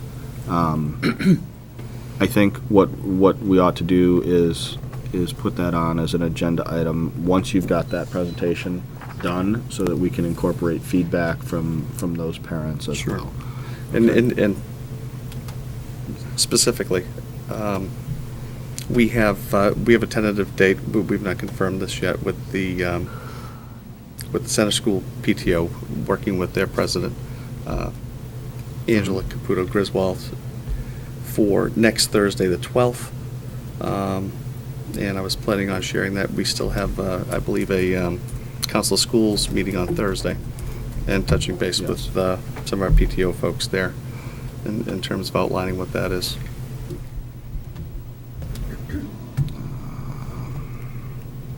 And providing some information there as well. So we'll go with the 24th, right? I will call her and All right, so what I would suggest is that you speak with Ms. Pellegrino, Mary Pellegrino, about that stuff. We'll agenda it afterwards, and maybe look for input subsequent to that agenda item. We also have some requests to adjust the website and to provide additional handouts for information. Thoughts on that? Like good ways to distribute information here? I think if there's the possibility of projecting it onto a screen, that would relieve us of, printing out a piece of paper. So Well, we pretty much put everything on the screen, don't we? No, the kindergarten presentation wasn't. Yeah, that's Right, it's one thing, but, Right. and that's the one thing that was raised. right. So if we can make that a constant practice, I don't think we need to be printing things off and handing them out. That wasn't the request, it was to be able Well- to see them. Well, she did mention about having hard copies, but I think that one of the things is that usually hard copies are so infrequently requested that something like that could be emailed, or if somebody wants to make a request, any of us that have all of those attachments, that we can just, as soon as they're public documents, we can forward them. I think the idea is that while they're here present, they would like to be able to look at it, to see what we're seeing. Another suggestion about adding an FAQ section to the website. Anybody want to take that? Yeah, I'll take it on. Right up into FAQ? I will. With you, because I got a bunch of interesting questions. Answer your own questions, Evelyn. All right, so you're you'll take it on, you'll communicate with So you her. can answer them. Yeah. Really? And to have enough work to do. put the action items Lord. on the agenda, which I think is a good idea. That's something we can do pretty quickly. There are also a number of things that came out of tonight's discussion. I know I don't have all of them. What I'm going to ask you to do is to Make a go list. through your own notes and forward them to me. I have the ones that I wrote down. I heard. Well, Frank was writing them down as we went and made the request, so I think he has some I was ideas. taking notes as well. Yeah. So if you will all forward me your notes with the request, your specific requests related to the budget items this week, then we can put them on the agenda for next week. Okay? Yep. Next week? All right. Yes, we have an We open have a session. public forum. The 10th. Well, no, that won't have the action items. I guess it'll be a couple of weeks from now, Right. right? But yes, we do have a public forum next week to review the budget again, some more. Again, some more. Yeah, in fact, do we need to schedule another meeting to finish this? Because our next regularly scheduled meeting is not till the 24th, It'll be done. right? There's not that much left. Just the revolving accounts. Well, we'll make a list, and then we can figure it out. We need to make a list of what's left. We have revolving accounts, you've got grants, you've got athletics wasn't here, the food service wasn't here. Yeah. We may have to have a non-Tuesday meeting. If we're gonna You get know this me. done in a timely We manner. need to make the purpose of next week's meeting very clear. If that's, if it's going to be budget, we need to make sure that's what people come for. Well, I think our intent was Yeah, it is. It's budget directed, but I think our original intent was just to hear public comments on the budget. I gotta say, it was pretty opaque tonight. I'm not sure if we can add any more direction to the public input or not. Just so they don't come in expecting to discuss other things. Well, there's that, but there's also People are used to how that. much. What are we looking for? You What are need we to- trying? What are we trying to learn? Limit a as- public input forum? Sure. To one topic? Sure. Because that's the idea. We can do because anything it's just- we want. I mean, Wait a minute, it's hold on a second, can I finish? We were, to open public sessions were set up for once a quarter for everyone to bring all their issues. What the objective to add this one was specifically for this budget. So, and we've already had, when was the last time we had a public session? Was it? On a was like- budget? Oh, no, on anything. Wasn't too long ago, right? Yeah. So that's my point. My point is if we're gonna do that, then what's the purpose of having school committee meetings when we give people the opportunity to come in and voice their concerns and their issues? This is specifically to discuss this budget. I think it's important that we go through this and give people the opportunity to ask questions specifically about that. And I think after what we've learned today, I think we can answer questions. well. I guess the big question is, can we handle that discussion Wherever- ourselves, or do we need to request that there be administration folks around as well to answer questions? Wherever we have it, we better have the screen yeah. up, so we can. Yeah. And we project should have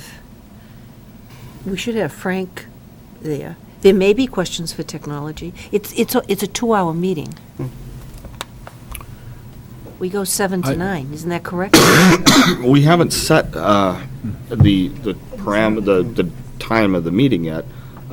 Yeah, we can set it that way, but I'm just thinking this was not a free-flowing discussion tonight, right? There was some uncertainty, and we needed to hear some very specific facts. If the community is kind of in the same boat, then I think we're going to need to have some people there who can provide very concrete answers. It's going to be less about these are what our priorities are as a community in terms of funding, and more about why is this number this size. That's what I heard tonight. Right. And so, Let me ask this question. We'll have an open session from 7 to 9 discussing the budget. We'll put the budget numbers up or anything else that anybody wants to access. We have control over an agenda since we're going to post it. If we don't have 2 hours of discussion from the public, can you have an agenda that we could then have further discussion amongst ourselves? An agenda item? That's an interesting thought. I don't And know. then, so if people are here for an hour asking questions, we have an hour to have a further discussion? Okay, the only concern that you to have, to address something like athletics or well, that's my food point. services. Then you're gonna have, Yeah, but then you need the people here. But I Right. mean, if we could just, It's not fair to if there's them. any further discussion on what we've already had discussions on. You said tonight we didn't have any free-flowing discussion. So I'm thinking that if we don't have a 2-hour question and answer period or suggestions or whatever it is, because that has happened in the past where sometimes we've had open sessions, people have been there for maybe an hour or they've run out of questions.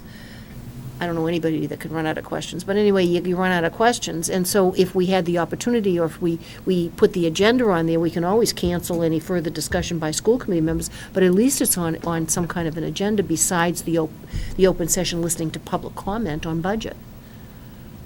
Yeah, I mean, I'll think about that. I can talk thought- with you about it. I think the more concrete concern is, do we need to try to get other people's schedules assembled to be there next Tuesday, or are we going to be responsible for answering the question? Well, the answer is we need to have some people to answer very specific questions.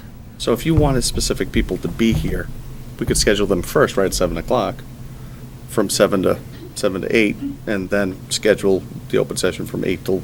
No, I'm No, no, saying no. to be available to respond to questions from the Right, community. we're not looking at trying to review what we didn't do tonight. Okay, you're not. No. Okay. No, that wasn't what my suggestion was. My suggestion was to allow whatever the public would like to ask, and then you have specific people that would have that base. There's a lot of questions we can answer, but it's better to have the person that's in Sure. charge answer that. I agree with Mike, we need specific people there if they can be. If you're going to have a 2-hour question and answer period, I think you need the people who develop the budget to be here. I think you need the principals and you need the coordinators to be here. You saw tonight how they had the answers to many questions. They developed the budget. There are certain areas where we worked on the budget and we developed it, and we can certainly answer those, but in many cases, it's those other administrators, it's their site-based budget. Yeah. Can I ask a process question? Mm-hmm. And I don't want to drag this out any longer, but what are we going to do? I mean, I thought the objective is to give folks an added opportunity. I mean, they saw the budget tonight, but get an added opportunity for them to sit and we, as a team, present the budget, and people can just go, I have a question about that. Yeah.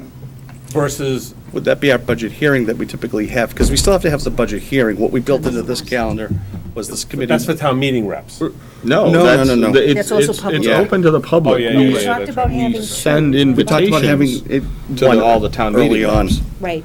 The initial one with the current budget, we know that there's going to have to be a reduction in the amount because the town doesn't have the money.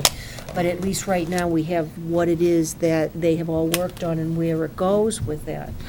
Okay, so I'm confused. So Well- if we're gonna do per the requirements, if we're public gonna hearing. do an open public session on the budget, then why are we doing 2 of them? That's what this Well, I committee think had decided. at least in my mind, the thought was that if we knew we were going to have to make cuts, I'd like to hear what people thought Where they would go. should be cut. We will not be able to meet But- prior to this public Yeah. forum to complete this Yeah, process? yeah. So let me make this suggestion. What if we just don't have a public input session on the 10th? And push it until after we've completed the budget When we review. push it, we would still meet on the 10th and do the rest of the budget. Finish reviewing it. Kind of like have a regular school committee So meeting. do what we did here tonight, basically. We'll just deal with the budget, because we've got the regularly scheduled committee meeting on the 24th. That's sufficient time. It'll be a But short we meeting. finish next week. Yeah, well, people can talk about the things they want to talk about. Then if you want to have a little bit further discussion, we can have further discussion, and we can all be home in a reasonable hour. That allows the community to kind of see us walk all the way through the process first. That means we're looking at probably the first week in March would be the earliest time to get public feedback. We have to do it before town meeting, which means the third week of March would be the only other option. But then It we would be can the hearing. combine it, But then we you can combine it with the hearing. with everything. Versus we have 2 separate ones, we have 2 separate stories, we don't have it fully completed next week, it makes no sense to do Purposes it. are the same. Right, exactly, it's the same thing, we're trying to accomplish the same thing, I think. You don't ask principals and everybody else to come out 2 nights in a row, because that wasn't what my intent was, to have Right. 2. Yeah. When I requested the 2, it wasn't to have all of those people there twice. Yeah, so it makes no sense, I mean, we're not finished because if someone comes in next week at public input and they want to ask a question about food service. Or athletics. We don't and that- even, yeah, those we are the don't two even have. areas that are right. high-interest areas. We Mhm. need to be prepared in those Yeah, areas. and we're not. that- and we were it's not- setting ourselves Okay, we're up. just not there then. No, no, we're not. There's no problem with that. It just Okay. means we've got to do our groundwork first. Okay, so plan on being here next Tuesday at 7 o'clock, and we'll finish this document. That makes sense. Okay? Okay. So All right. whatever's left, we have to schedule those people to come in. Okay. All right, I think that concludes action items. Press questions? None. Thank you. Yeah, she knows how to work a room. All right, the time being 10:52, I would entertain a motion to adjourn. Move to adjourn. Second. All in favor? Aye. Thank you. Answer my phone. I don't want to answer. Do it line by line.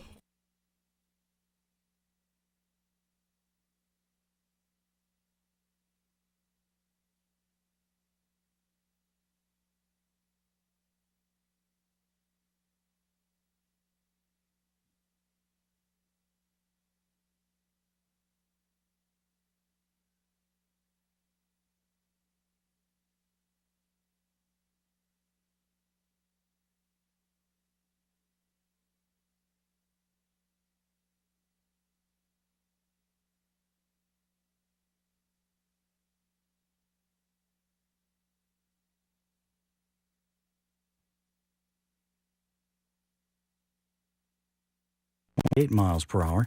Cloudy tomorrow night, a chance of snow showers overnight, 27 for the low, and then they're calling for 3 to 5 inches of snow on Thursday with a high of 27 degrees and gusty northwest winds continue.